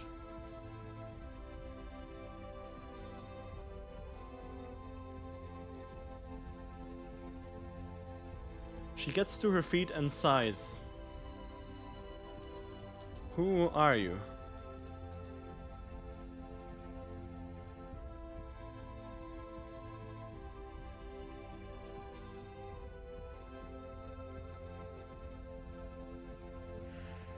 She gives you a sad smile and says, I am but a humble servant, here to ease the suffering of servants such as yourself. Why are you talking like that, you ask? Like what? She asks. All weird, like.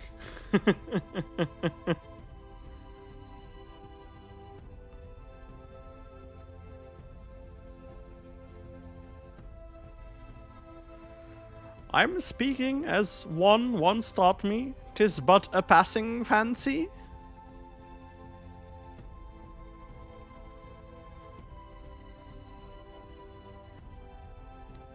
Are you okay? She looks at you with surprise. I'm a lot better than you, friend, she says seriously. You frown. Who are you?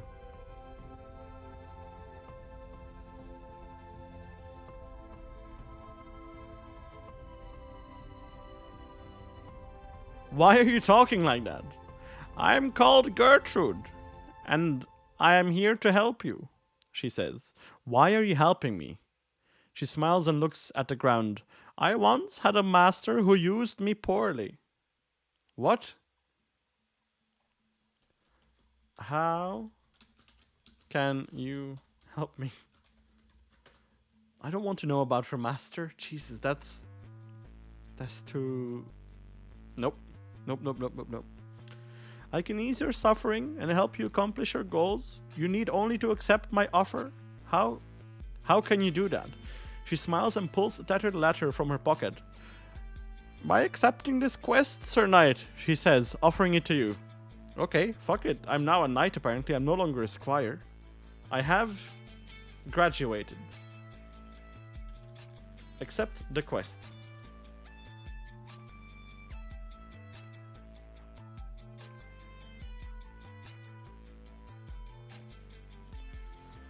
Gertrude hands you the letter and curtsies. Thank you, Sir Knight. You have chosen the path of righteousness. Fuck yeah.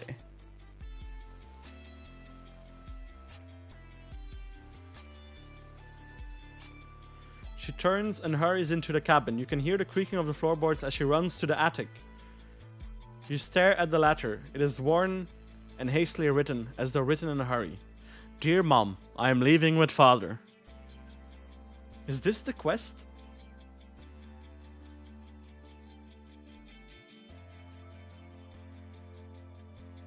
I have decided to become a knight. I want to make Father proud and protect our kingdom. I hope you are not too sad without me, but I know you will understand.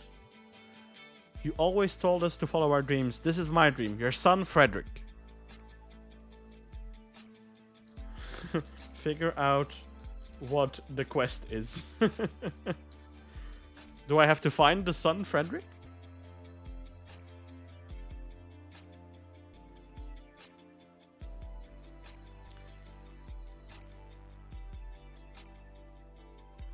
The door swings open and smacks you in the face. A short, white-haired woman, about 4 feet tall, glares up at you. Well, she asks impatiently. Gertrude, what is the quest? This letter explains nothing.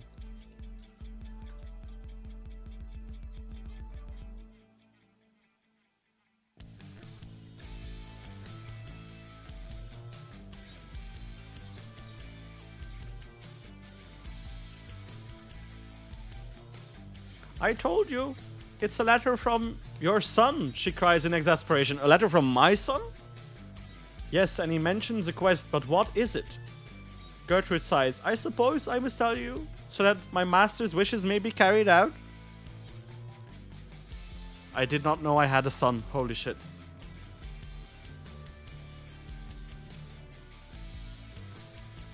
She looks around furtively and then leans in towards you. The quest is to kill the dragon that resides in the cave beside this... Oh shit, beside this cabin. She leans back and smiles at you. Perfect. I can work with that. Go to the cave beside the cabin to find the dragon.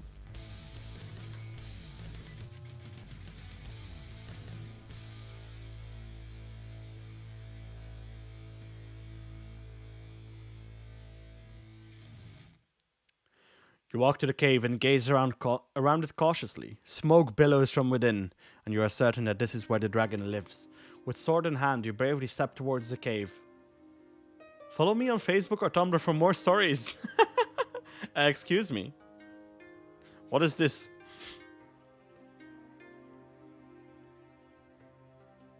Head into the cave. I think the AI pulled some lines from a site, and this was not supposed to come with it. You enter the cave and quickly find the dragon. It is bigger than you could have imagined, and it takes up most of the cave. Thick black smoke billows out from its nostrils. Its wings are tattered and torn, and it appears to be sleeping. Transform. Don't kill the dragon? What? Then what should I do? I was just going to transform into my werewolf form and just maul him while he was sleeping. Okay. Super cool, dude. Do you have an alternative? Because my quest is to kill the dragon. And it is my knightly duty. Ride the dragon. Oh, shit. I love this. Tame the dragon. There we go. I will tame the dragon.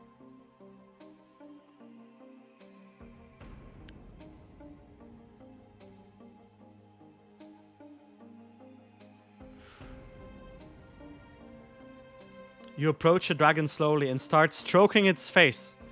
It wakes up and stares at you, and you stare back. You make peaceful noises and keep stroking. It seems to like that, so you continue. You slowly get closer and closer as you soon are in its embrace. Oh no, this is turning again into fanfiction. Super cool, dude. This is your fault. It seems to have taken to you. You have tamed the dragon. Suddenly there is a shout from outside the cave. Dragon in the cave. You turn to look, and something red flashes in your peripheral vision. We keep going. Oh yeah, we keep going. There's no going back now. You turn back, but it's too late. The dragon has opened its mouth and blown a torrent of flames at you. You scream as you are set alight, burning alive in the dragon's maw. You have failed.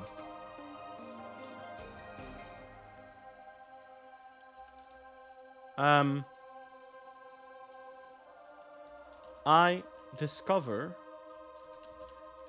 that forming a bond with the dragon has made me invulnerable to fire.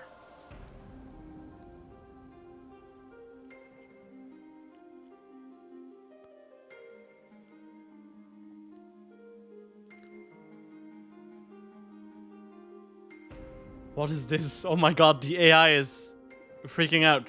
This should be the end of this story, but there are currently many extra parts. They are not necessary to understanding the plot or anything, but I included them because I'm extremely pleased with them. Okay.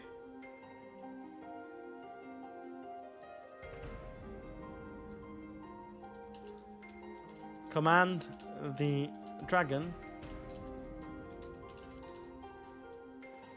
to... This is weird, it is weird. To fly away. Oh shit, I should have said with me on its back.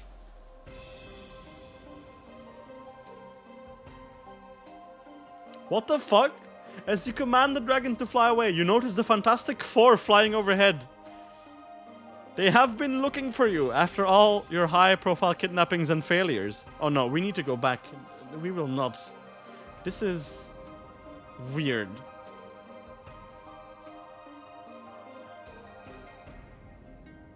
Okay. The Fantastic Four, I know. We will not go into a superhero story, not now. Climb the dragon.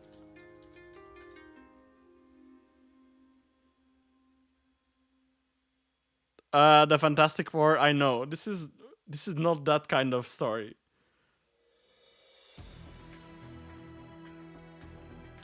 You walk up to the dragon and start stroking it. It appears to like this and begins to make happy noises. You continue doing this until suddenly the dragon shifts its body so that you can climb onto its back. This is more like it. We will now have a dragon mount.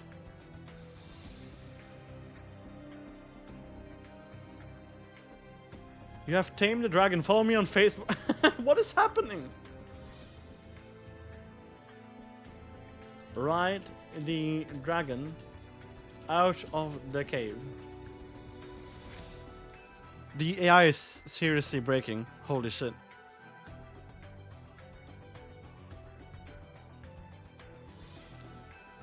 You climb onto the dragon's back and it takes flight in a burst of energy. It flies across the land, its wings beating rhythmically as it rises higher and higher into the sky. Yes! This is what we were looking for.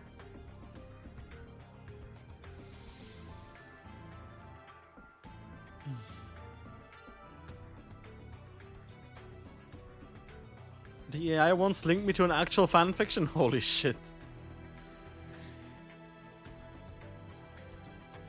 It flies across the islands, its wings beating rhythmically as it rises higher and higher into the sky. You hold on for dear life and soon find yourself above the clouds. You cross the sea and find... and fly high above the lands. You've never felt so free. Unfortunately, the dragon doesn't share your feelings on the matter. Ride the dragon to Gertrude to inform her the quest has been completed. Sometimes the AI does crazy things.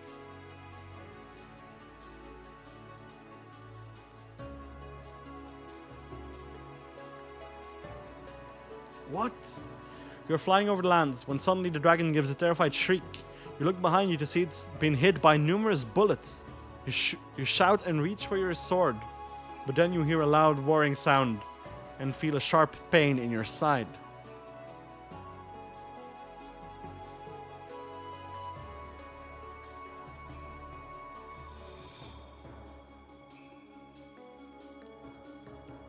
You look down to see you're bleeding profusely. What an indignity, you think, to die like this at the hands of such lesser beings.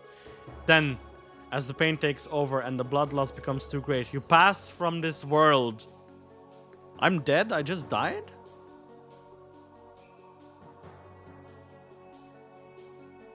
Well, that was sudden.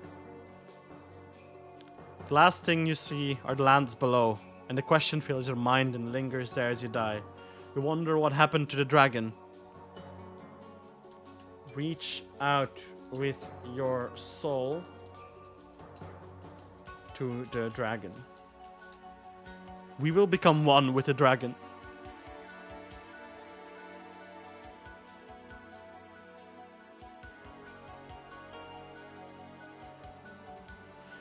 You do so, but there is nothing.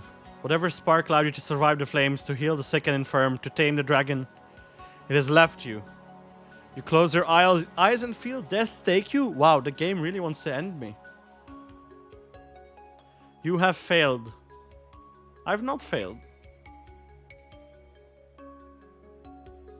I won't take it.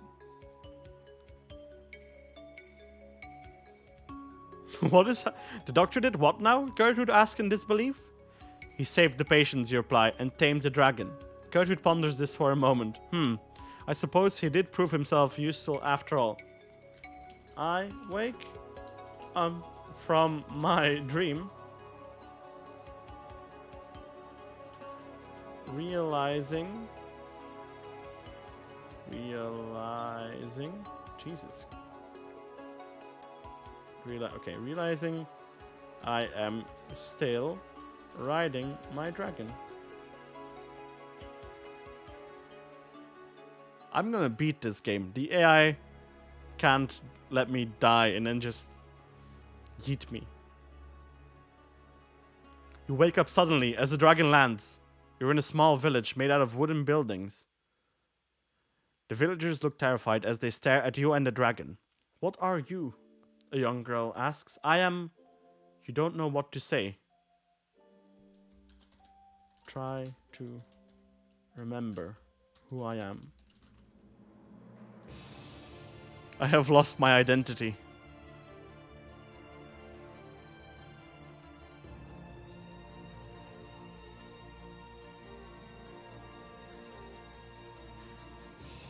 You try to remember who you are, but it's all hazy.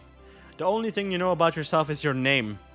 Everyone knows who you are. There's no need to introduce yourself. I am Isabella, Queen of the Realm. What? Okay. I have turned into... Oh, can I fix this?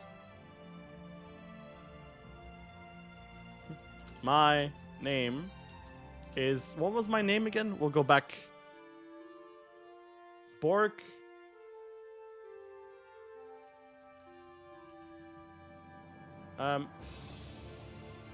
Let's see. Remember this.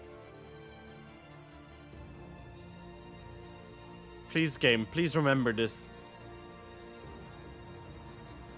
I remember that I am Borg. I don't want to be Isabella, Queen of the Realm.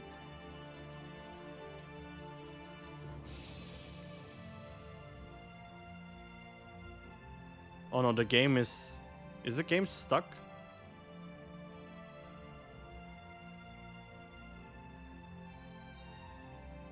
You need to write it in the second person when you do it in the memory. Oh, I see.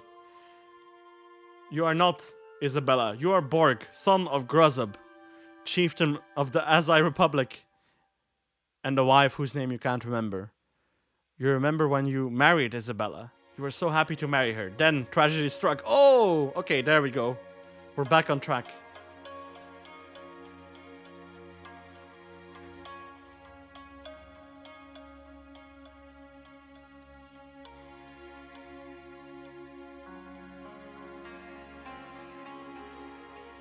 Your father, Grozub, was struck down by a terrible curse. You became chieftain, but the pressure was too much for you to handle. You retreated from society and became a hermit, staying in the woods and fighting off the numerous beasts that wandered in looking for a meal. What do? I shrink my dragon and allow it to ride on my shoulder.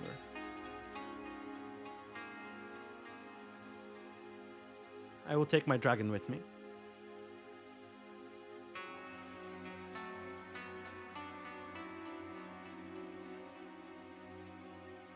You concentrate, and the dragon grows small enough to ride on your shoulder. You wonder what's happened to the world. It hasn't been more than a few days, but you've grown weary of the tragedies that have befallen it. A shame, really.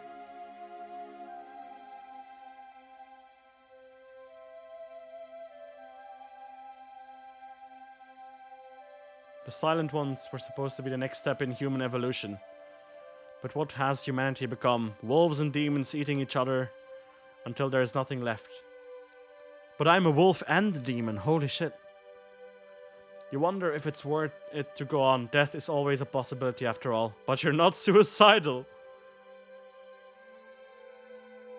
A bit dark there.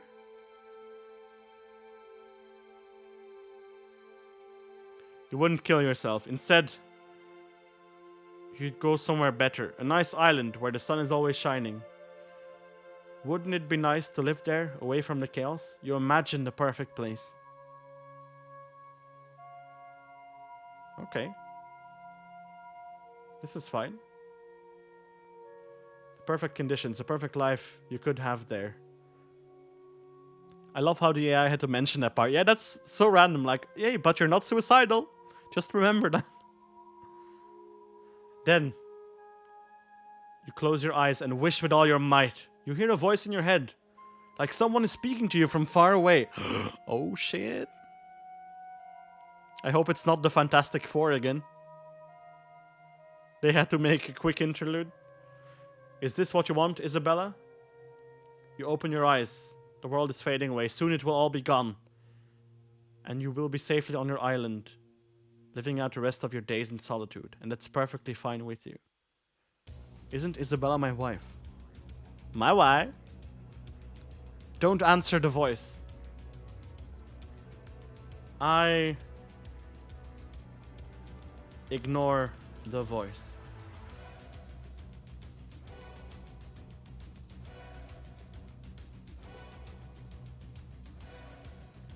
You turn away from death and begin shouting at the villagers. Everyone, gather whatever you can. We're getting out of here.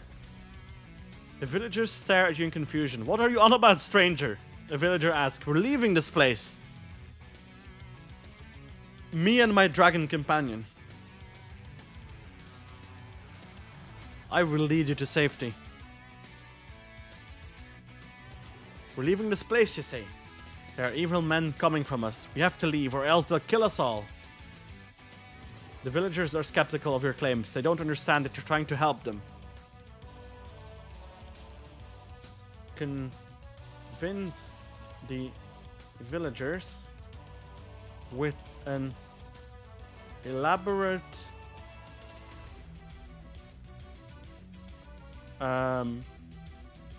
performance, including but not limited to some juggling. Now we're gonna get weird.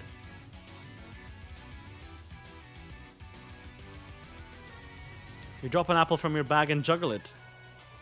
The villagers watch in amazement as you manage to keep the 3 apples up in the air. One villager claps in support, another throws you another apple, and you catch it with one hand.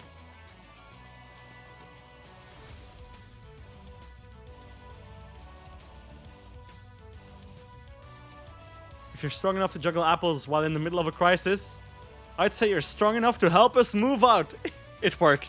It goddamn worked.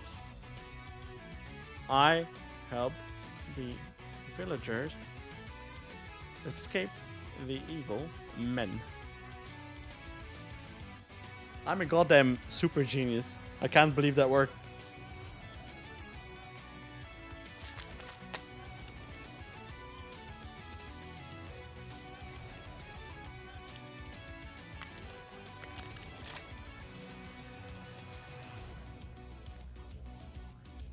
You and the villagers travel further away from the village, away from danger. You encounter a large group of hunters who seem to be tracking the men. One of them steps forward. He's an old man with a long white beard, reaching past his belly. Send my dragon companion to inspect the man.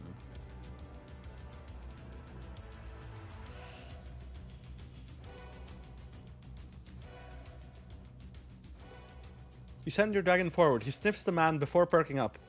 The old man begins petting your dragon companion. Looks like a friendly old man, you say. I think it's time we continue, the huntsman says. Okay, he's not evil. My dragon trusts him.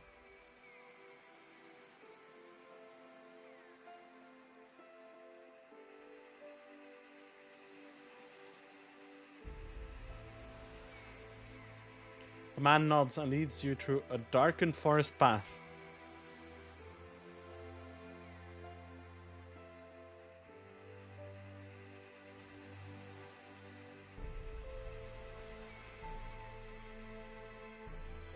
I don't think I've seen you around here before. Who are you? You ask.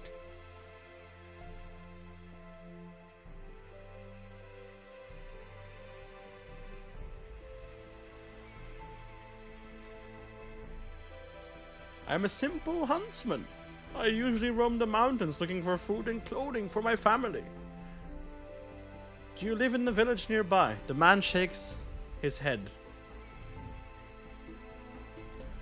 Leave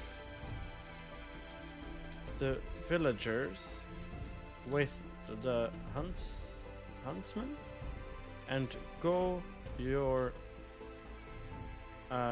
separate ways. Separate? Separate. There we go.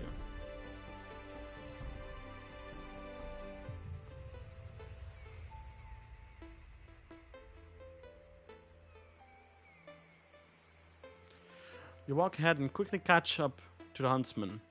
Have you seen anyone around here? Anyone who isn't me, I mean. I've seen a few people pass through here. A traveling merchant, a few nights, but nobody out of the ordinary. That's not what I wanted. Go your separate ways.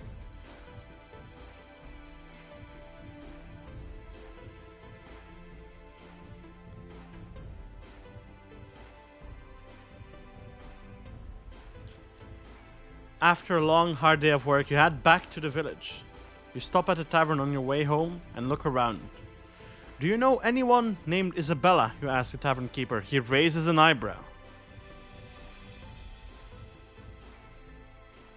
Isabella is my wife, I believe. My wife? Why do you ask? I'm looking for her. I don't know anybody by that name, sir. You should head home before the sun sets. It's not safe to be out after dark. You nod. Thank you for your time. Sleep at the tavern for the night. You came here for one thing.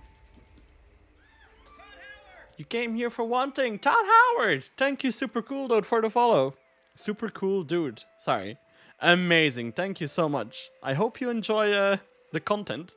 This is very interesting. The door to the tavern closes behind you and locks itself. You turn around to see Isabella standing there. Hello, Bane of Rask. Isabella, where is my armor? She smiles. I am now the Bane of Rask, I guess? Let's, please remind us. You are Borg the owner. Remind this game. Don't forget it. Very nice. Very nice.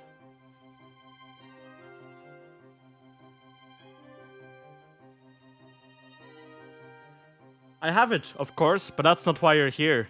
You're here because I've heard the countless times you've been asked if you had a sweetheart back home, and you always say no.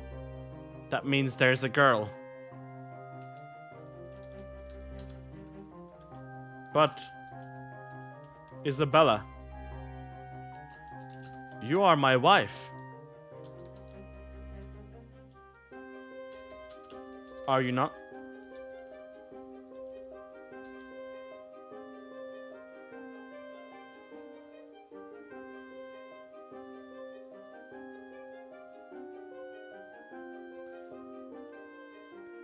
Isabella looks at you angrily. I am not your wife. I am 1,000 years older than you, and do not have any sort of connection with you. Now tell me, who is this girl? Her name is Jen. Who the fuck is Jen? Oh shit, the intrigue. Tell me about her.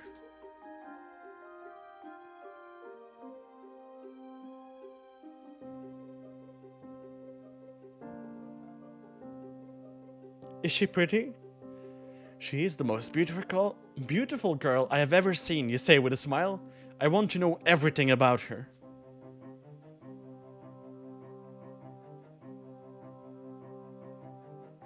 Apparently I have a girlfriend called Jen, or a mistress.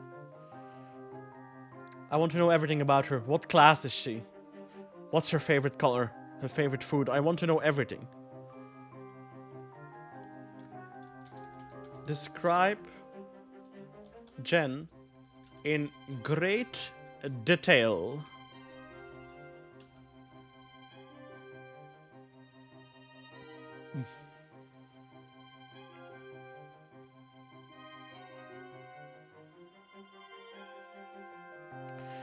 Her attitude is very happy. She's always the last one to finish her meal, and she sings while she works, you say.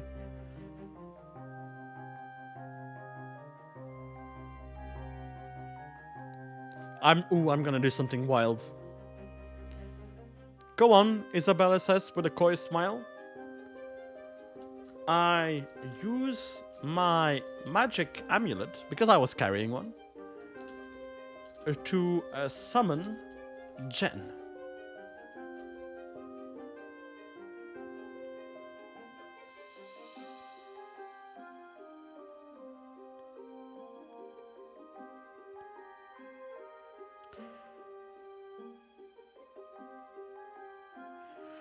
You pull out your amulet.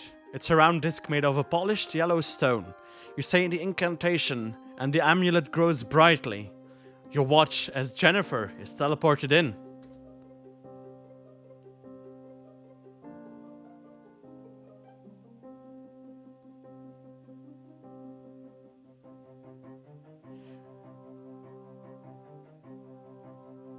She looks around and screams. She looks around frantically, terrified. What the hell is going on here? Where am I? Isabella laughs loudly. Hello, Jen. Long time no see. This is Isabella.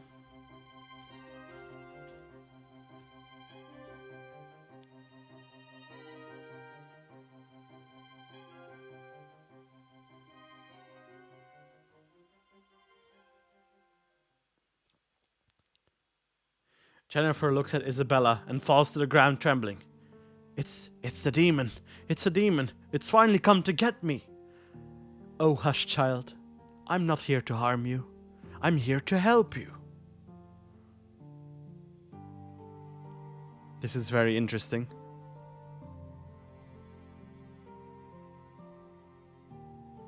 Now, we have much to discuss. What do they have to discuss?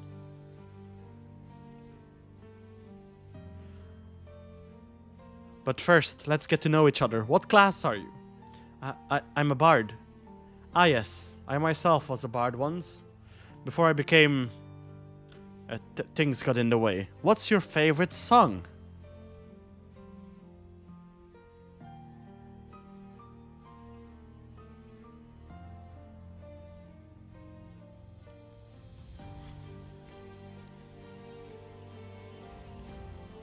I don't know. I never really thought about it.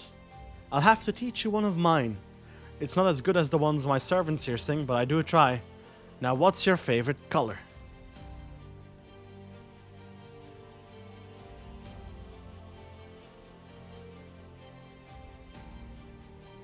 Green, Jennifer says nervously. Mine too. It's the color of moss and leaves, and Isabella screams in agony. You turn around to see her clutching her head. What's wrong, you ask? That's screaming.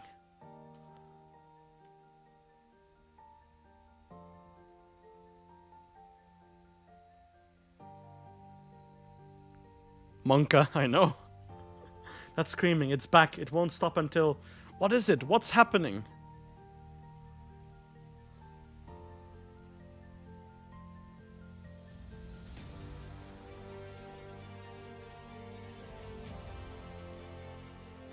Tell me how to stop it. You can't. Only the Lady of Pain can. But she won't. Unless I give her what she wants. Admirers.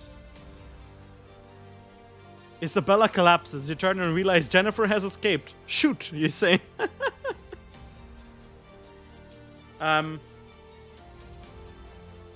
Make sure Isabella is okay.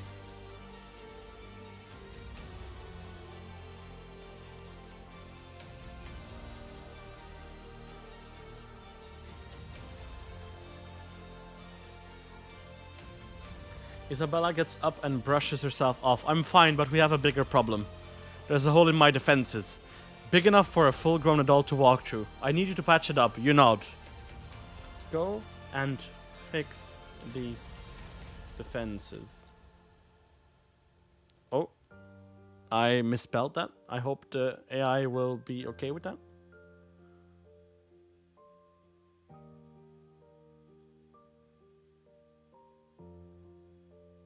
You follow Isabella. She leads you to a small, rundown shack with a cracked, weathered wooden door.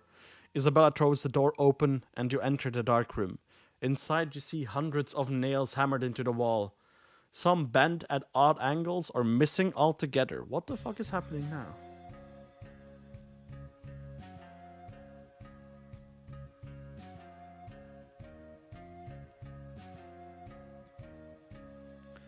A small pile of human skulls sits in one corner of the room. Isabella lights a strand of candles and brightens the room. This is my home, she says. Suddenly, you see a small trapdoor on the floor. I don't even understand this game anymore. Me neither. You just have to go along with it.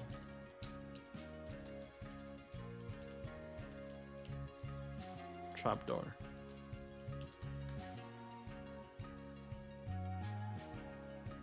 It's just as Tis described it, a fever dream. Ah, the trapdoor. It can lead to anywhere. Anywhere where there is darkness. It leads to the heart of the Shadow Realm. But it's under my control. I can access anywhere in the Shadow Realm from it. And I can call upon my servants. Leap through the trap door and head into the Shadow Realm. Let's fucking go. It's Shadow Realm time, boys. Let's get banished.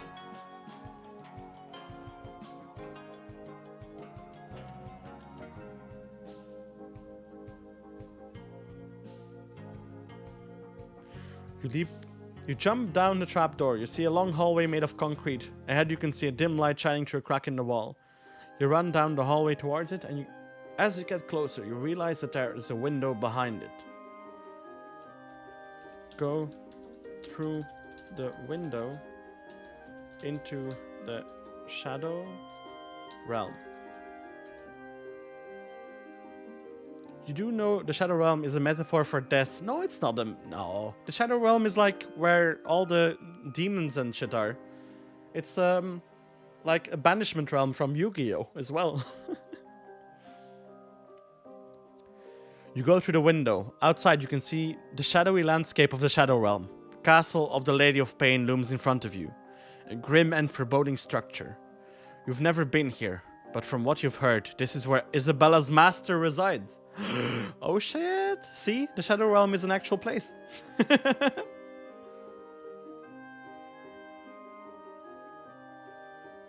The Shadow Realm only exists in the English dub? Oh shit, I didn't know I did not know that. I do apologize.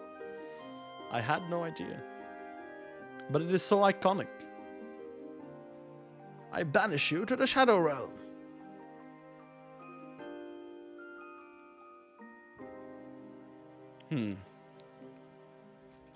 Sneak into the castle.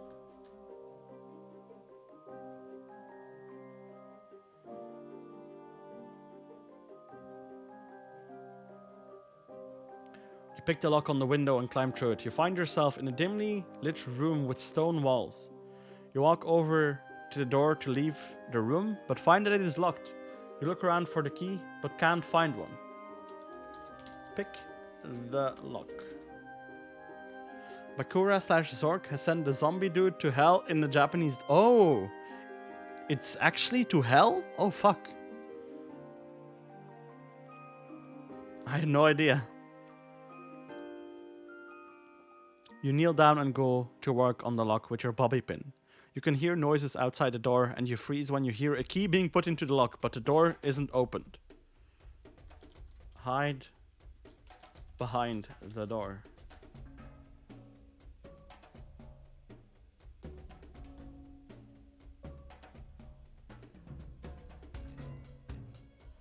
You stand behind the door, hiding. You hear a voice outside saying, "Hello? Who is there?" You leave the bobby pin where it is and say, "Hello! I am a traveler and I got lost in the Shadow Realm. Can you help me?" Oh, okay, I know what I'm gonna do. Meld into the stone. This is my signature move. Yeah, and Yugi and Kaiba would have fallen to death when the glass beneath them exploded. Oh, damn. Oh, yeah, because that's just then hell. That changes the whole context. What the fuck?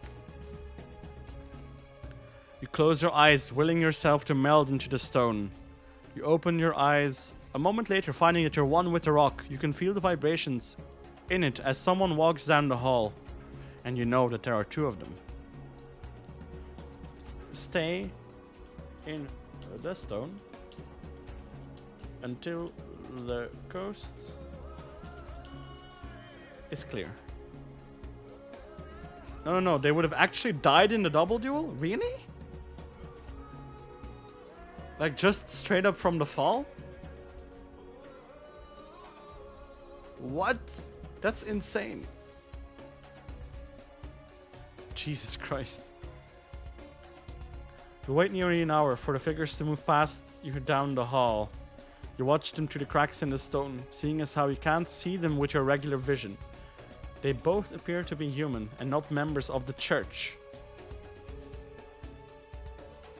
Proceed cautiously.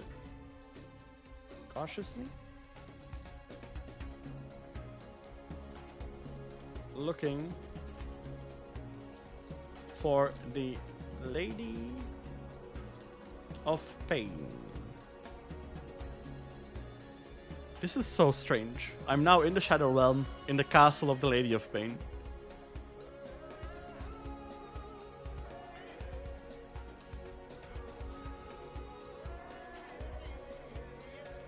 You proceed down the hall, moving from room to room in the same manner. Most of them are empty, but you do find a few filled with odds and ends that have been long forgotten. As you're passing a room with the door half open, you hear the voice again. Oh shit, which voice is that?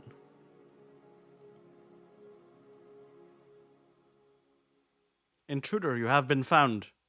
You turn your head slightly to look inside the room. There you see an old ragdoll sitting on a table. Its voice box has obviously been rewired to allow it to talk. Inspect the ragdoll. This is gonna turn into some horror shit. I can already feel it.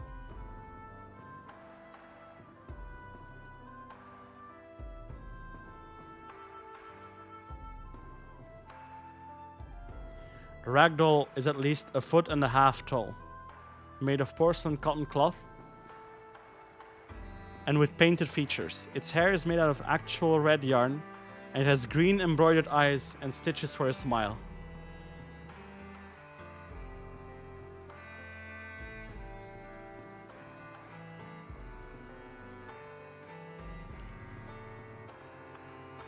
You reach your hand out slowly to the ragdoll, and its mouth moves as if it were speaking, though no sound comes out. Pick up the doll.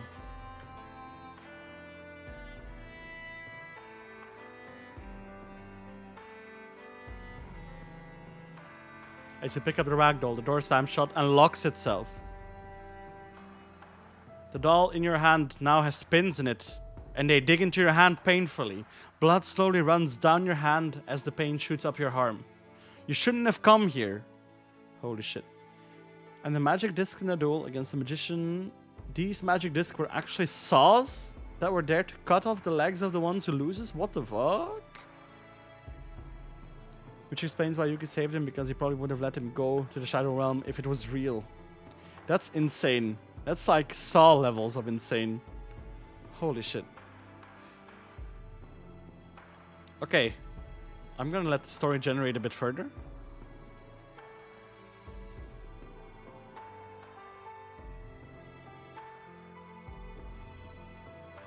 You shouldn't have come here, says the voice of the doll. There is no place for anyone, let alone a visitor. It is a place of pain and sadness and despair. Why have you come here?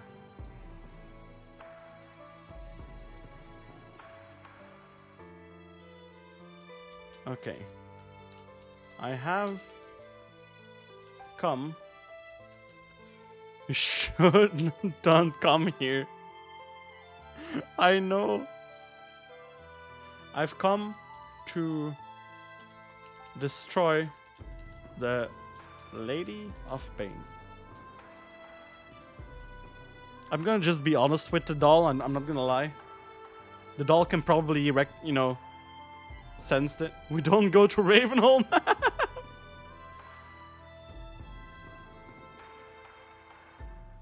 The flames in the fireplace burst higher, and the candles blow out.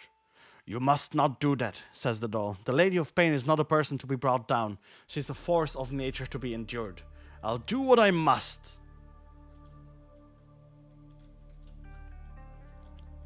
Throw the doll into the fireplace.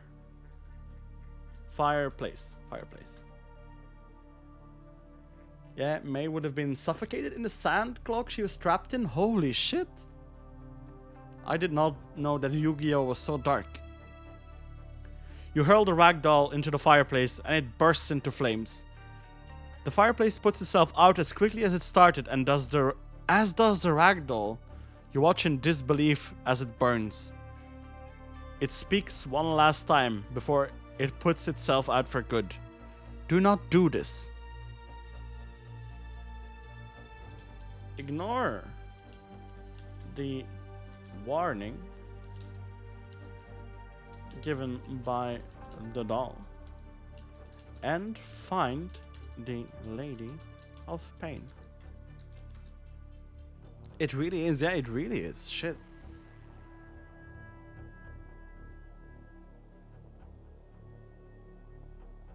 You find yourself in a bedroom with a 4-poster bed and candles on almost every surface.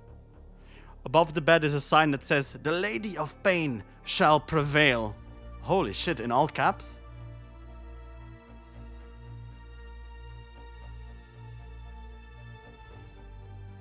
In front of the bed is a fortune tell machine. You look to your right and find a sign that reads, "The Lady of Pain will see you now." A door opens up in the bedroom leading to the outside of the castle grounds. Go through the door to the Lady of Pain. I keep repeating the name just so the AI knows that I'm still looking for the Lady of Pain instead of sending me in a random direction.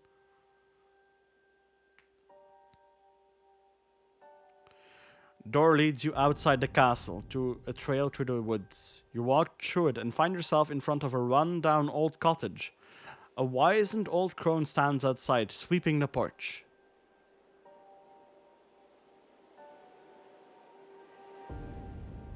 Is this the Lady of Pain? Well, hello there, she says with a creaky voice. What brings you here? I'm here to see the Lady of Pain, you say. Ah, I see. Well then, you're in luck. She's been expecting you. You look for a guy called Ragnar, a man in a black hood. I think we're way past Ragnar.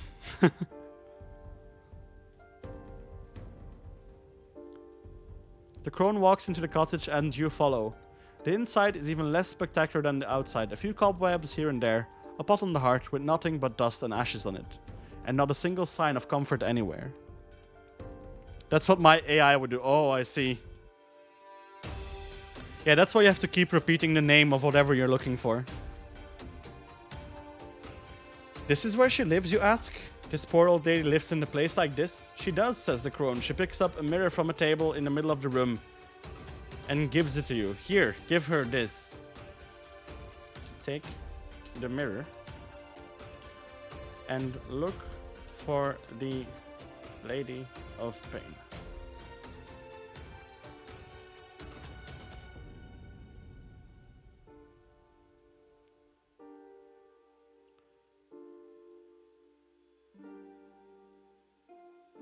Oh shit.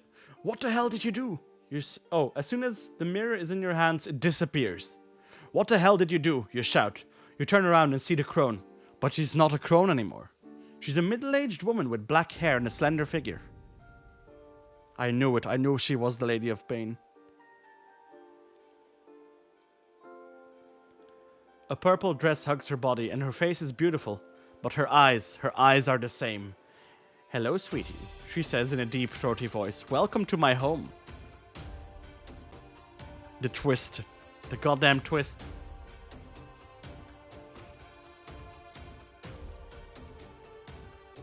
Despite all you've heard about her, you feel strangely calm in her presence. It's as if you know she's a monster, but you can't help but like her. My name is Doris, she says. Take off your clothes? What? Oh no. Oh no. Oh no, no, no, no, no. We're going to have some fun. You don't feel like you have a choice. You take off your clothes for her as she gives you directions. Yes, that's a good boy, she says. Now turn around. Yes, just like that. Oh no. Succubus, yeah. Also, in Yu-Gi-Oh! Many things in the dub itself are changed. You can find, change of dub on YouTube. Nice. Well, I'm gonna keep this generating, because I want to see what happens now, but if it gets too horny, we're gonna, you know, shut it down. You're a pretty one. I'm going to have a lot of fun with you.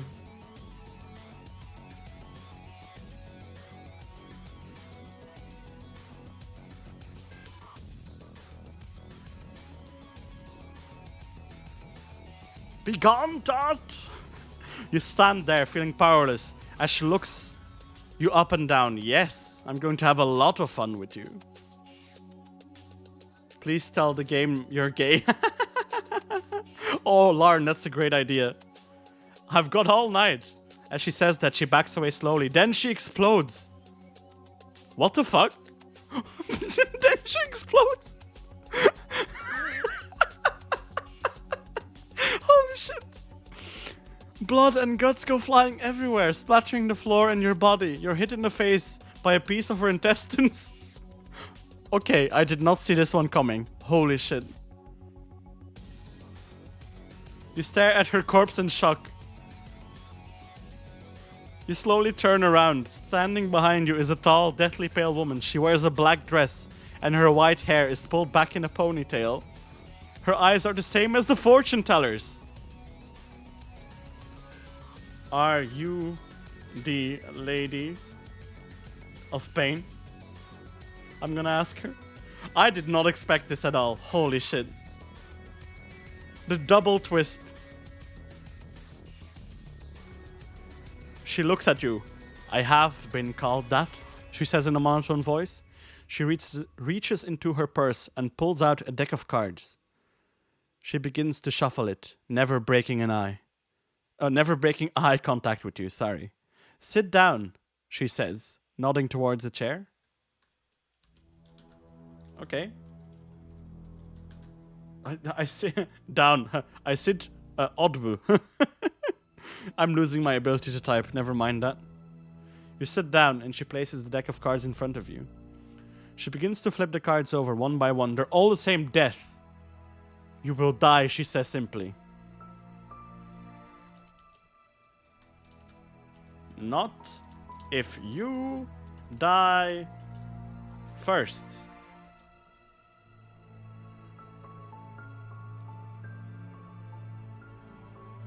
Summon Blue Eyes White Dragon in attack mode? Fuck yeah. She looks at you with surprise. You grab the pistol and aim it at her. I had a pistol this whole time? You grab the pistol and aim it at her head. I'll blow your brains out, you say. You don't want to do this, she says without a stutter in her voice.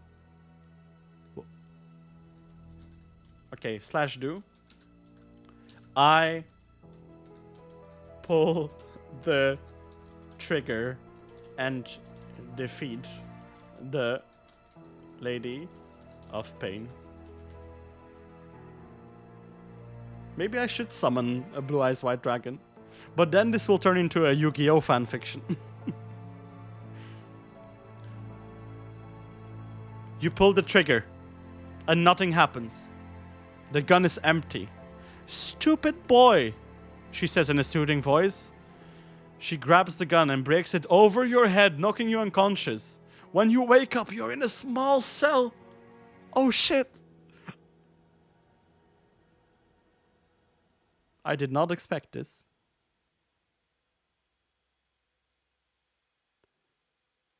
You hear a lot of screaming. You walk over to the bars. A procession of people walks past, kneeling before the Lady of Pain. They're all bound with silver chains and all have cuts in their arms. Drips of blood leading into their mouths as they walk past her. Mission failed. We'll get him next time. Midodan, sorry. Have faith in me.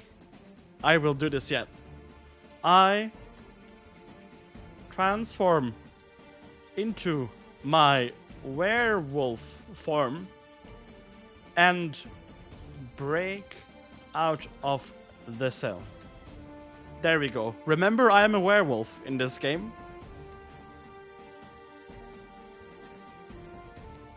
Mind-blowingly good. You feel a change overcome you. You growl, feeling your bones breaking and realigning, your face extending and teeth growing, your body hair thickening. Finally, you collapse in pain as your transformation finishes.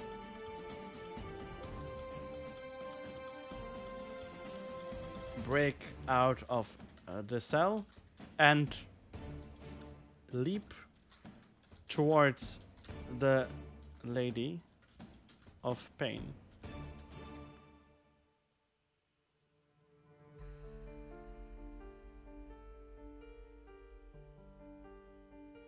You smash yourself against the bars of your cell, extending your claws to try and dig them out of the wall. Finally, you manage to make a hole in the wall and squeeze yourself through it. Okay, this is fine.